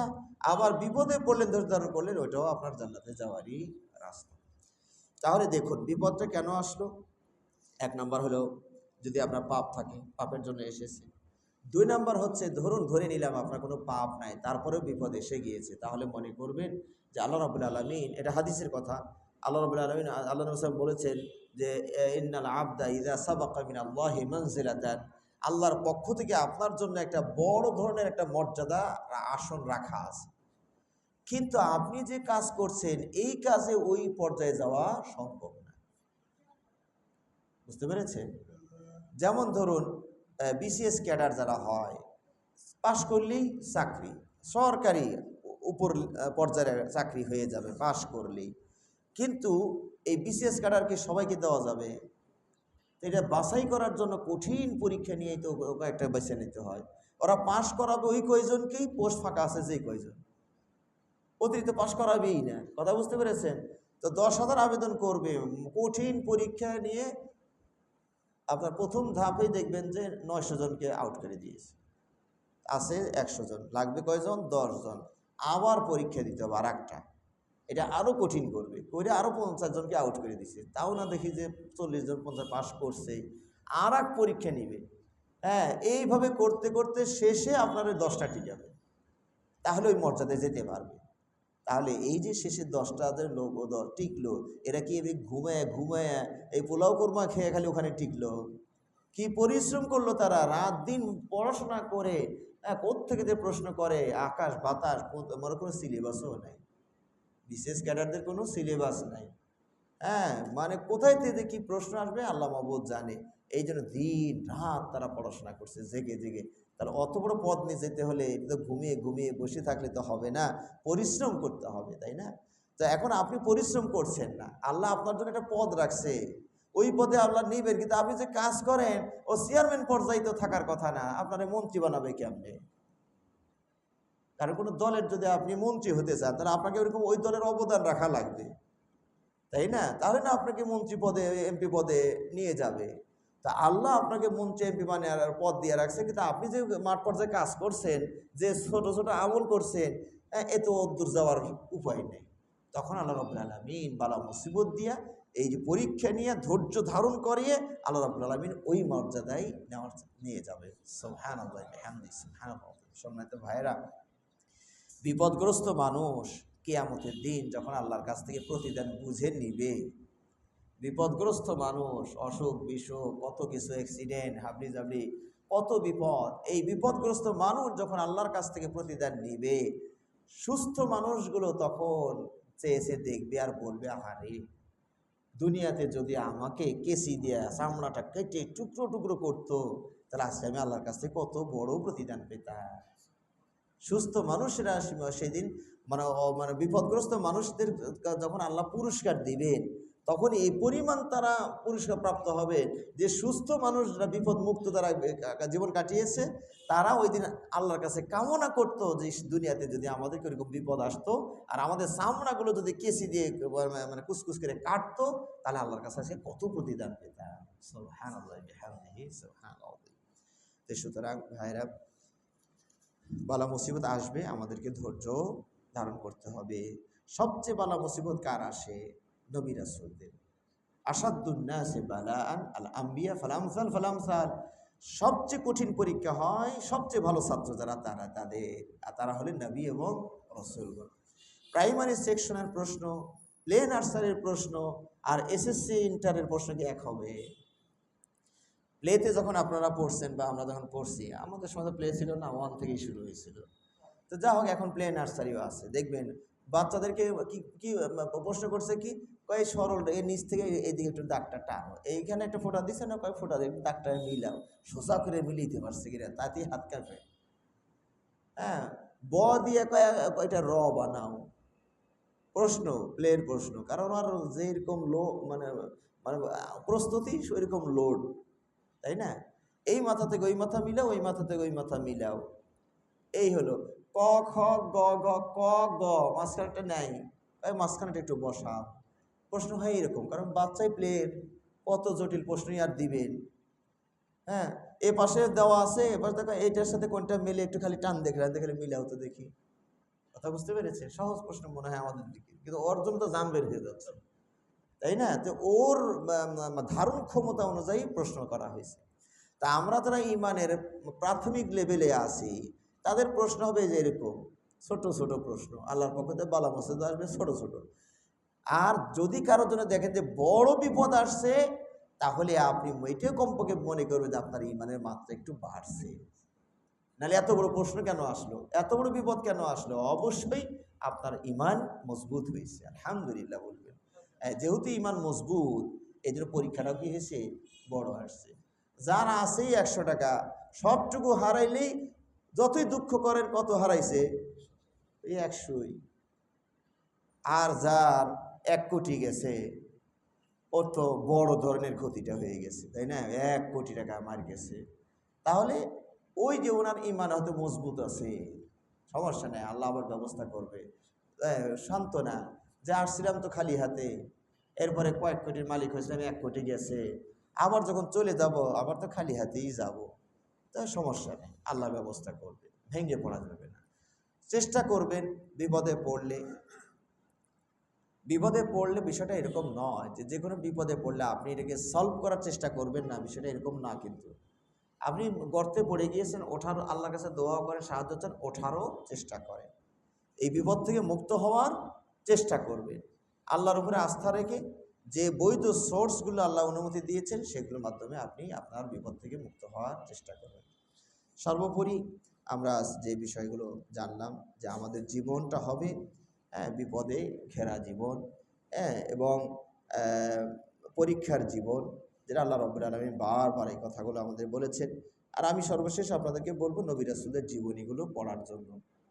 প্রত্যেক নবীর, ওই যে আমাদের গালিব স্যারের একটা বই আছে কাসাসুন নাবিয়্যিন, নবীদের কাহিনী, বিশুদ্ধভাবে যতটুকু সম্ভব উনি চেষ্টা করেছেন, বিশুদ্ধভাবে লিখেছেন নবীদের কাহিনীগুলো। আর আমাদের নবী সাল্লাল্লাহু আলাইহি ওয়াসাল্লামের উপরে তো বিশুদ্ধ বই আছে, আর রাহিকুল মাখতুম, মহরাঙ্কিত স্বর্গীয় সুধা, এক লেখক অনুবাদ করছেন এই নামে, আর এক লেখক অনুবাদ করছেন মহরাঙ্কিত জান্নাতি সুধা। এই বইগুলো পড়লে নবী সাল্লাল্লাহু আলাইহি ওয়াসাল্লামের জীবন এবং সাহাবাদের জীবনের উপরে যে বইগুলো আছে এগুলো মাঝে মাঝে পড়বেন। তাহলে বিপদে আপদে আমরা একটা খোরাক পাবো, আমরা একটা সাহস পাবো, আমরা অধৈর্য হব না। হ্যাঁ, আল্লাহর পক্ষ থেকে আসছে, আমরা আল্লাহর হুকুম হলে এটা চলে যাবে।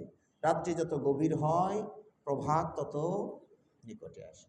এবং আল্লাহর ওয়াদা ইন্নামা আল উসরি ইউসরা, একটা বিপদ হলে দুইটা রাস্তা আল্লাহ বের করে দেবে। কাজে অধৈর্য হওয়া যাবে না। ইহকালেই পেতে পারেন, না হলে মরণের পর তো অবশ্যই পাবেন। আল্লাহ আমাদেরকে বিপদে আপদে ধৈর্য ধারণ করার তৌফিক দান করুন, এবং যে মনোভাব, ব্যবস্থা, সন্তুষ্টি প্রয়োজন, ওই পরিমাণ ধৈর্য সন্তুষ্টি যেন আল্লাহ আমাদের ভিতরে দিয়ে দেন। আমিন ওয়া আখির দাওয়ান আলহামদুলিল্লাহি রাব্বিল আলামিন।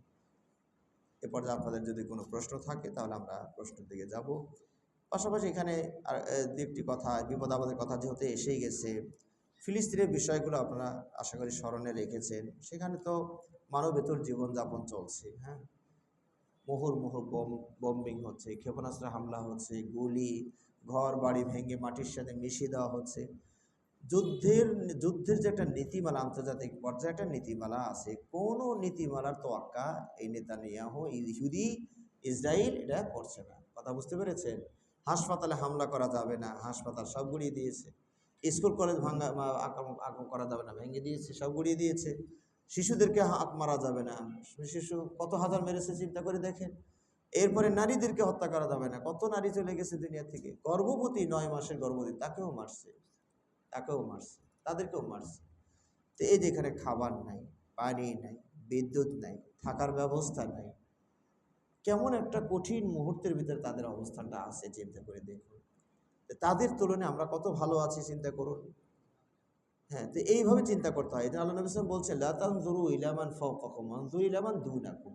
তোমাদের চেয়ে সুখী কে আছে ওটা দেখো না, তোমাদের চেয়ে নিচে কত মানবেতর জীবনযাপন করে তাদের দিকে তাকাও। শেখ সাদি একবার এক তপ্ত বালুর মধ্যে মরুভূমির ভিতর দিয়ে কোনো এক দূরের সফরে যাচ্ছিলেন। তো পায়ে জুতা নাই, তো বালু তো গরম, পা ফেলা যাচ্ছে না, মনে হয় পা পুড়িয়ে যাবে। তো মনে মনে একটু আফসোসও করছিলেন যে একটা জুতাও ব্যবস্থা করতে পারলাম না সারা জীবনে, একটা জুতা হলে তাও না একটু পায়ে দিয়ে হেঁটে যেতাম। কিছু দূর যেতে গিয়ে দেখছেন এক আল্লাহর বান্দা, তার হাতও নাই, পাও নাই, মাটিতে গড়াগড়ি করে ওই গরম বালু পার হইতেছে। তখন তিনি আল্লাহ শুকরিয়া আদায় করলেন, আলহামদুলিল্লাহ, আলহামদুলিল্লাহ, আমার জুতা নাই তাই আফসোস করছিলাম, ওর তো পাওই নাই, ও তো গড়াগড়ি দিয়ে পুরো দেহের উপর দিয়ে বালুর তাপ সহ্য করে সে পার হচ্ছে, আমি তো পায়ের তালুতে লাগছে, হেঁটে পার হচ্ছে, ওর তুলনায় আমি অনেক ভালো আছি। এই যে সবসময় নিচের দিকে তাকাবে, আপনার চেয়ে গরিব কে আছে, আপনার চেয়ে অভাবী কে আছে, ওই দিকে তাকাবে।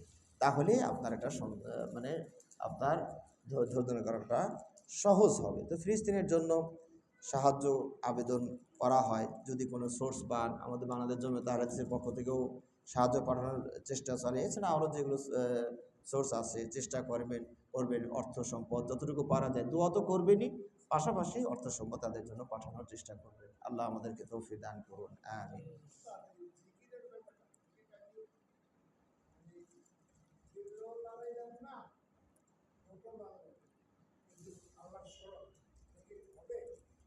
হ্যাঁ, কিছু স্মরণ আছে যেটা মনে মনে কলবের স্মরণ, যেটা সেটা হবে। কিন্তু যে জিকিরগুলো বলতে বলেছেন সেটার জন্য জিহ্বা নড়বে। কারণ একটা হাদিসে আল্লাহ নবী সাল্লাল্লাহু আলাইহি ওয়াসাল্লাম বলেছেন, একজন সাহাবী বলেন, ইয়া রাসূলুল্লাহ, ইন্না শারাইআ আল ইসলামি কদ কাসরাত আলাইয়া, ইসলামের বিধিবিধান আমার কাছে একটু বেশি বেশি মনে হচ্ছে, এটা করেন, এটা করেন, এটা করেন, এটা করেন, এটা ছাড়েন, এটা ছাড়েন, পরিমাণ একটু বেশি মনে হচ্ছে।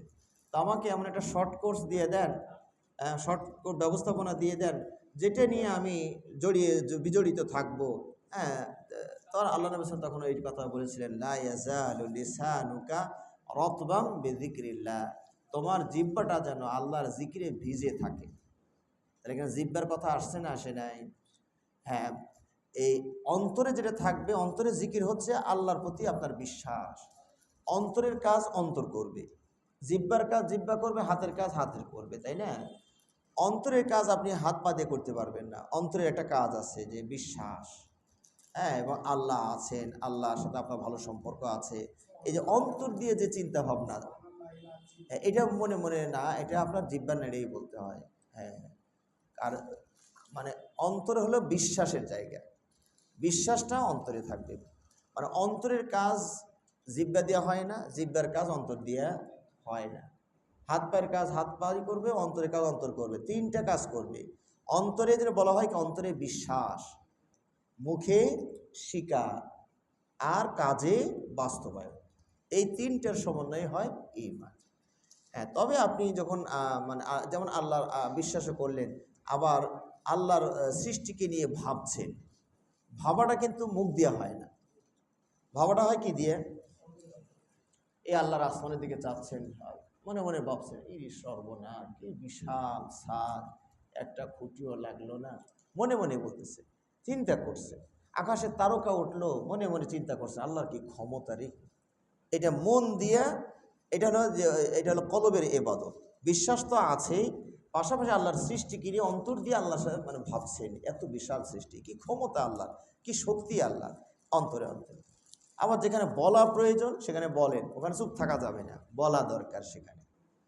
তো এই জন্য জিকির যেগুলো সুবহানাল্লাহ, আলহামদুলিল্লাহ। হ্যাঁ, অনেকেই বারবারই আপনাদেরকে বলি যে রুটির কলা দুইটা দুই হাতই চালায়েন না, বাম হাত দিয়ে খাওয়া তো নিষিদ্ধ, তাই না? মানে ট্রান্সফার করবেন আর কি, খাবেন সবসময় কোন হাত দিয়ে? ডান হাত দিয়ে। হয়তো আগে রুটি খেয়েছেন ডান হাত দিয়ে, এবার বাম হাতে রুটিটা ধরেন, কলাটা ডান হাত দিয়ে খান, হ্যাঁ, দুই হাত দিয়ে নয়। জি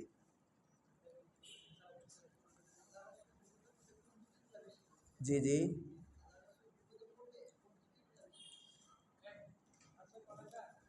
এখানে বেশ কিছু দোয়া জিকির আছে, যেটা কোরআন আল্লাহ যেটা বলছে সেটা তো বলবেনই, ইন্না লিল্লাহি ওয়া ইন্না ইলাইহি রাজিউন আছে।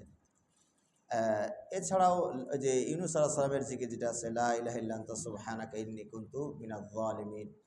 আর সলাতে দাঁড়িয়ে গিয়ে ওই বাংলা দেহ আপনি আর মনের মধ্যে উঠে হেসে তুলবেন, সমস্যাগুলোর কথা বেশি বেশি আল্লাহকে বলার চেষ্টা করবেন। হ্যাঁ, বেশিরভাগই বিপদে ইন্না লিল্লাহি ওয়া ইন্না ইলাইহি রাজিউন, কিছুক্ষণ পরপরই বলতে থাকবেন, ইন্না লিল্লাহি ওয়া ইন্না ইলাইহি রাজিউন, লা ইলাহা ইল্লা আনতা সুবহানাকা ইন্নী কুনতু মিনাজ জালিমিন।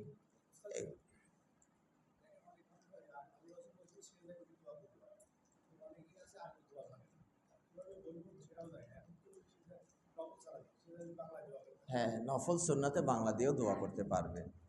নফল সুন্নাতে যদিও ফরজেও কেউ কেউ অনুমতি দিয়েছে, তো আমরা বলি যে না, ফরজটা আপনি আরবিতেই রাখেন। সীমিত কিছু জিকির, ওগুলো একটু বাংলার মনের ভাব অর্থটা যদি উঠে নিতে পারেন, যে আমি এখন এই কথাগুলো বলছি, হয়তো আছেন আল্লামা বাইদ বাইনি বলছেন, কিন্তু অর্থটা আপনি জেনে নিয়েছেন, যেখানে আমি এই কথাগুলো বলছি। আল্লাহ আকবারই 22 বার বলেন, তাই না? 4 রাকাত সালাতে 22 বারের মতো আল্লাহ আকবারই বলেন। তা আল্লাহ আকবার মানে কি? আল্লাহ সবার বড়, তার চেয়ে বড় কেউ নেই। এই কথাগুলো আল্লাহ আকবার বলার সময় মনের মধ্যে মাতৃভাষায় অর্থটা ভেসে তোলে। সুবহান আল্লাহর অর্থটা একটু জেনে নেন। সুবহান আল্লাহিল আযীম, সুবহানাল্লাহি বিহামদিহি, সুবহান রাব্বিয়াল আলা, সুবহান রাব্বিয়াল আযীম। আমার মহান পালনকর্তার পূত পবিত্রতা ঘোষণা করছি, আমার সর্বোচ্চ পালনকর্তার পূত পবিত্রতা ঘোষণা করছি। এই দোয়াগুলো অর্থটা মনের মধ্যে ভেসে তুলবে। দুই সাজদার মাঝে কি বলেন? আল্লাহ মাগফিরলি ওয়ারহামনি ওয়ারহামনি ওয়াহদিনি ওয়াআফিনি ওয়ারযুকনি। মানে এখানে সিরিয়াল না মনে থাক, আল্লাহ ক্ষমা করেন, রহম করেন, হেদায়েত করেন, সুস্থ করেন, এই কথাগুলো আমি এখানে বলছি, এইরকম আর কি। হ্যাঁ, ভাই বলছেন কোন জিকিরটা আমরা সবচেয়ে বেশি বেশি করব। সেটা হচ্ছে আল্লাহ নবী সাল্লাল্লাহু আলাইহি ওয়াসাল্লাম এক হাদিসে বলছেন, আফজলুল যিকরি কওলু লা ইলাহা ইল্লাল্লাহ। সর্বোত্তম জিকির হচ্ছে লা ইলাহা ইল্লাল্লাহ। এক একটা জিকিরের এক একটা সুবিধা আছে। যেমন সুবহানাল্লাহি বিহামদিহি সুবহানাল্লাহিল আযীম। আল্লাহ নবী সাল্লাল্লাহু আলাইহি ওয়াসাল্লাম কি বলেছে? সহিহ বুখারীর সর্বশেষ হাদিসটা, কালিমাতানি খাফিফাতানি আলাল লিসান সাকিলাতানি ফিল মিজান হাবিবাতানি ইলার রহমান। দুটা বাক্য মুখে উচ্চারণ সহজ, মিজানের পাল্লায় ভারী, আল্লাহর কাছে খুবই প্রিয়। সেটা কি? সুবহানাল্লাহি বিহামদিহি সুবহানাল আযীম। এখন আপনি যদি চান যে আমার মিজানের পাল্লাটা যেন ভারী হয়, তাহলে এটা জিকির করেন, সুবহানাল্লাহি বিহামদিহি সুবহানাল্লাহিল আযীম। লা হাওলা ওয়ালা কুওয়াতা ইল্লা বিল্লাহ। একজন সাহাবী জিকির করছেন, নবী সাল্লাল্লাহু আলাইহি ওয়াসাল্লাম বলে, এই তুমি কি জানো জান্নাতের ধন ভাণ্ডার সময়ের মধ্যে তো কোনো ভাণ্ডারের খবরই তোমার কাছে আছে? কয় না ইল্লা রাসূল। কয় যে এইটাই, লা ইলাহা লা হাওলা ওয়ালা কুওয়াতা ইল্লা বিল্লাহ। তাহলে জান্নাতের ধন ভাণ্ডার আপনি যত পড়বেন বাড়তে থাকবে। সুবহানাল্লাহি ওয়া বিহামদিহি এটাও আছে, 100 বার 1000 বার বলতে থাকেন। হ্যাঁ, এছাড়া সুবহানাল্লাহ, আলহামদুলিল্লাহ, ওয়ালা ইলাহা ইল্লাল্লাহ, আল্লাহু আকবার, চারটে একসাথে করে বললে। হ্যাঁ, যে মানে একটা হয়েছে কি, আমি যেটা বলবো, একই জিকির হয়তো বারবার করতে গেলে যে মন থাকার কথা, এই অ্যাটেনশনটা আপনার নাও থাকতে পারে। কিছুক্ষণ তাহলে লা ইলাহা ইল্লাল্লাহ বলছেন, বলেন, যখন দেখছেন যে মন বেখেয়াল হয়, বলতেছি কিন্তু মন বেখেয়াল, তখন আবার আরেকটা চেঞ্জ করেন, আরেকটা চেঞ্জ করেন, আরেকটা নিয়ে আসেন। আস্তাগফিরুল্লাহ দিনে 70 থেকে 100 বার পর্যন্ত বলতেন, আস্তাগফিরুল্লাহ ওয়া আতুবু ইলাইহি, আস্তাগফিরুল্লাহ ওয়া আতুবু ইলাইহি।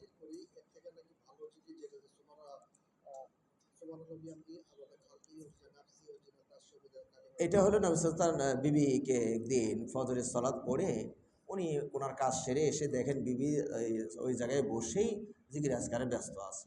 তখন নবী সাল্লাল্লাহু আলাইহি ওয়াসাল্লাম কথা বলেছেন যে, তুমি কি আমি তোমাকে ফজর পড়ে যেভাবে রেখে গেছি ওইভাবে ওখানেই আসো? হ্যাঁ, আমি এভাবেই আছি আল্লাহ রাসূল। ভাই তোমার পরে আমি 4টা কালিমা বলছি, তোমার চেয়ে আমার বেশি আমল হয়ে গেছে। ওই যে সুবহানাল্লাহি বিহামদিহি আদাদা খালকি, মানে অর্থটাও তো বিশাল। মানে মুখে আর কত বলবো, আমরা বলি না মানে শুভেচ্ছা স্বাগতম, ওনার জন্য লক্ষ কোটি কৃতজ্ঞতা। আসলে লক্ষ কোটি কৃতজ্ঞতা মুখে বলতে তো অনেকদিন লাগবে, তো একবারই বলে দিলেন ওনার জন্য লক্ষ কোটি কৃতজ্ঞতা, তাই না? তো এখানে বলা হয়েছে কি সুবহানাল্লাহি ওয়া বিহামদিহি, আমি আল্লাহর পুত পবিত্র ঘোষণা করছি প্রশংসার সাথে। কতটুকু করছেন? বললেন তো একবার, কিন্তু বলছেন না আদাদা খালকিহি, তার সৃষ্টির পরিমাণ। আর সৃষ্টি আছে কতগুলো চিন্তা করেন তো দেখি, মানুষই কন যে 800 কোটি, এনে পিপিলিকে আছে কত কোটি। তো বলছেন এমনভাবে শব্দটা বলছেন, আল্লাহ আমি যে এই যে সুবহানাল্লাহি বিহামদিহি আমার মুখ দিতে একবার বের হয়েছে, কিন্তু আমি এটা কতবার বললাম? আদাদে খালকিহি, অরিদা নাফসি, আল্লাহর সন্তুষ্টি পরিমাণ। যতবার বললে আল্লাহ আপনি খুশি হবেন, আমি অতবারই বলতেছি, কিন্তু বলছেন তো একবার। হ্যাঁ, ওয়াজিনাতা আরশিহি, আল্লাহর আরশের ওজন পরিমাণ। হ্যাঁ, তারপরে কি বলছেন? ওয়া মেদাদা কালিমাতি, আল্লাহর যত কালিমা আছে ওই কালি পরিমাণ। কত কালি আছে? তাহলে কালি পরিমাণ। হ্যাঁ, আমি আল্লাহর প্রশংসা করছি। কালি দিয়ে লিখবেন আর কতক্ষণ? তো ওই কালি দিয়ে যতবার লেখা যায় ততবার আমি সুবহানাল্লাহি বিহামদিহি বললাম। এই যে মানে কিছু কৌশল আছে, তো নবী সাহেব এটাও বলেছেন। তো আর ভালো হয় আপনি ওই যে হিসনুল মুসলিম দোয়ার বইটা একটু পকেটে রাখেন। এখন আমরা মোবাইল রাখি, মোবাইলের মধ্যে হিসনুল মুসলিম নেওয়া যায়।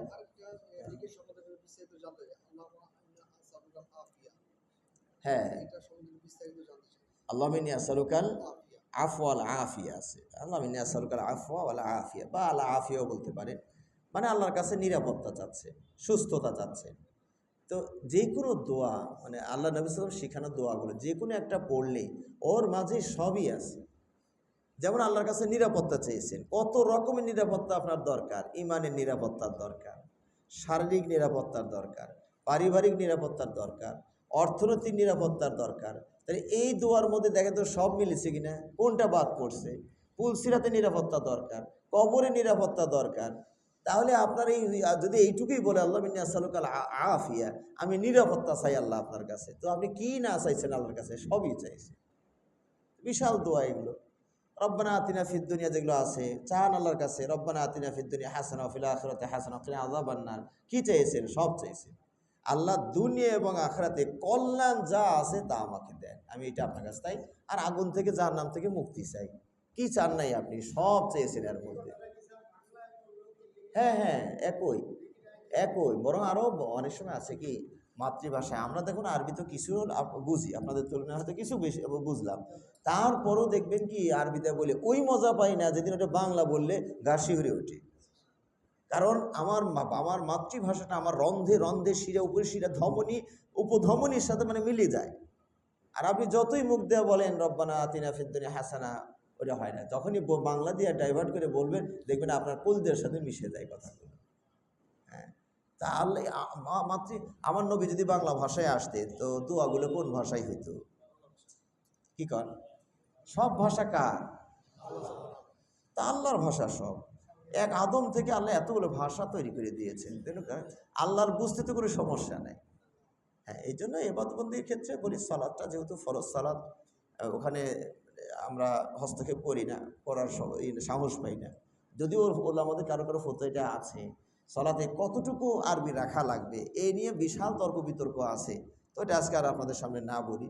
হ্যাঁ, কেউ বলতে শুধু কোরআনটা আরবি হলেই হবে, বাকি সব মাতৃভাষায় চালিয়ে দেন, আলী আলহামদুলিল্লাহ আলামিন। কেউ বলছেন ওইটাও বাংলা দিয়ে বলে দেন, মাতৃভাষায় বলে দেন, ফার্সি দিয়ে বলে দেন। এটি ইমাম আবু হানিফার ফতুয়া তো এটা। হয়তো এখানে অনেক সময় হানাফি ভাইরা এটাকে নিয়ে আমাদের কিছু পোস্ট করেছে যে আহলে হাদিসরা বাংলায় সালাত পড়ে। কোনোদিন দেখেছেন নাকি যে আহলে হাদিসরা বাংলা সালাত পড়ে? ওই নিজেরাই অভিনয় করে বানিয়ে আমাদের নামে চালায় দেয়, বুঝতে পেরেছেন? কিন্তু এটা ইমাম আবু হানিফার ফতুয়া। ইমাম আবু হানিফা রাহিমাহুল্লাহ বলছেন কেউ যদি আল্লাহু আকবার বদলে বলে আল্লাহ বুজুর্গ দারাস্ত, তাও সালাত হয়ে যাবে। এটা ইমাম আবু হানিফার ফতুয়া এটা। এবং কেউ যদি সূরা ফাতিহার বদলে ফার্সি দিয়ে কথা বলে আল্লাহর প্রশংসা করে, তো সালাত হয়ে যাবে। তো যেখানে সালাতের ভিতরে ইমাম আবু হানিফা রাহিমাহুল্লাহ মাতৃভাষায় পড়ার অনুমতি দিয়ে দিলেন, সেখানে খুতবাটা বাংলা হলে কি সমস্যা? হ্যাঁ, হানাফি মাযহাবের ফতুয়া কিন্তু ইমাম আবু হানিফা রাহিমাহুল্লাহ বা আবু ইউসুফ ওনাদের ফতুয়া কিন্তু মাতৃভাষায় খুতবা। কিন্তু এখন ভাইরা পল্টানি দিয়েছে, এখন কয় না বাংলা খুতবা হলে এটা হবে না। এটা কুদুরি হেদায়া, এই সূরা ফাতিহার যে কিরাতের অধ্যায়গুলোতে এগুলো পাবেন, কুদুরি হেদায়াতে পাবেন, মানে ওনাদের যেগুলো মাসরাফে কিতাব। তার মানে আজান হবে এখন। জি জি, এশাকের সালাত 2 রাকাত, 2 রাকাত। এটা নিয়ম হচ্ছে যে ফজরের সালাত পড়ে মসজিদেই থাকবেন, বসে জিকির আজকার করতে থাকবেন, ঘুমাবেন না, আবার ঘুমাইলে আবার ফজরত পাওয়া যাবে না। ফজরের সালাত পড়ে অজু ধরে রাখার চেষ্টা করবেন, না নিতান্ত বাধ্য হয়ে গেলে অজু সেবা করে আসবেন, সমস্যা নাই। তো অজু ধরে রাখবেন, জিকির আজকার করবেন। বেলা উঠলে, বেলা ওঠা থেকে যে 1 মুষ্টি বিঘত, মানে 1 বিঘত পর্যন্ত বা 1 হাত মতো উপরে উঠলে 2 রাকাত সালাত পড়ে বের হয়ে যাবে। পরিপূর্ণ হজ এবং উমরার সওয়াব পাওয়া যাবে।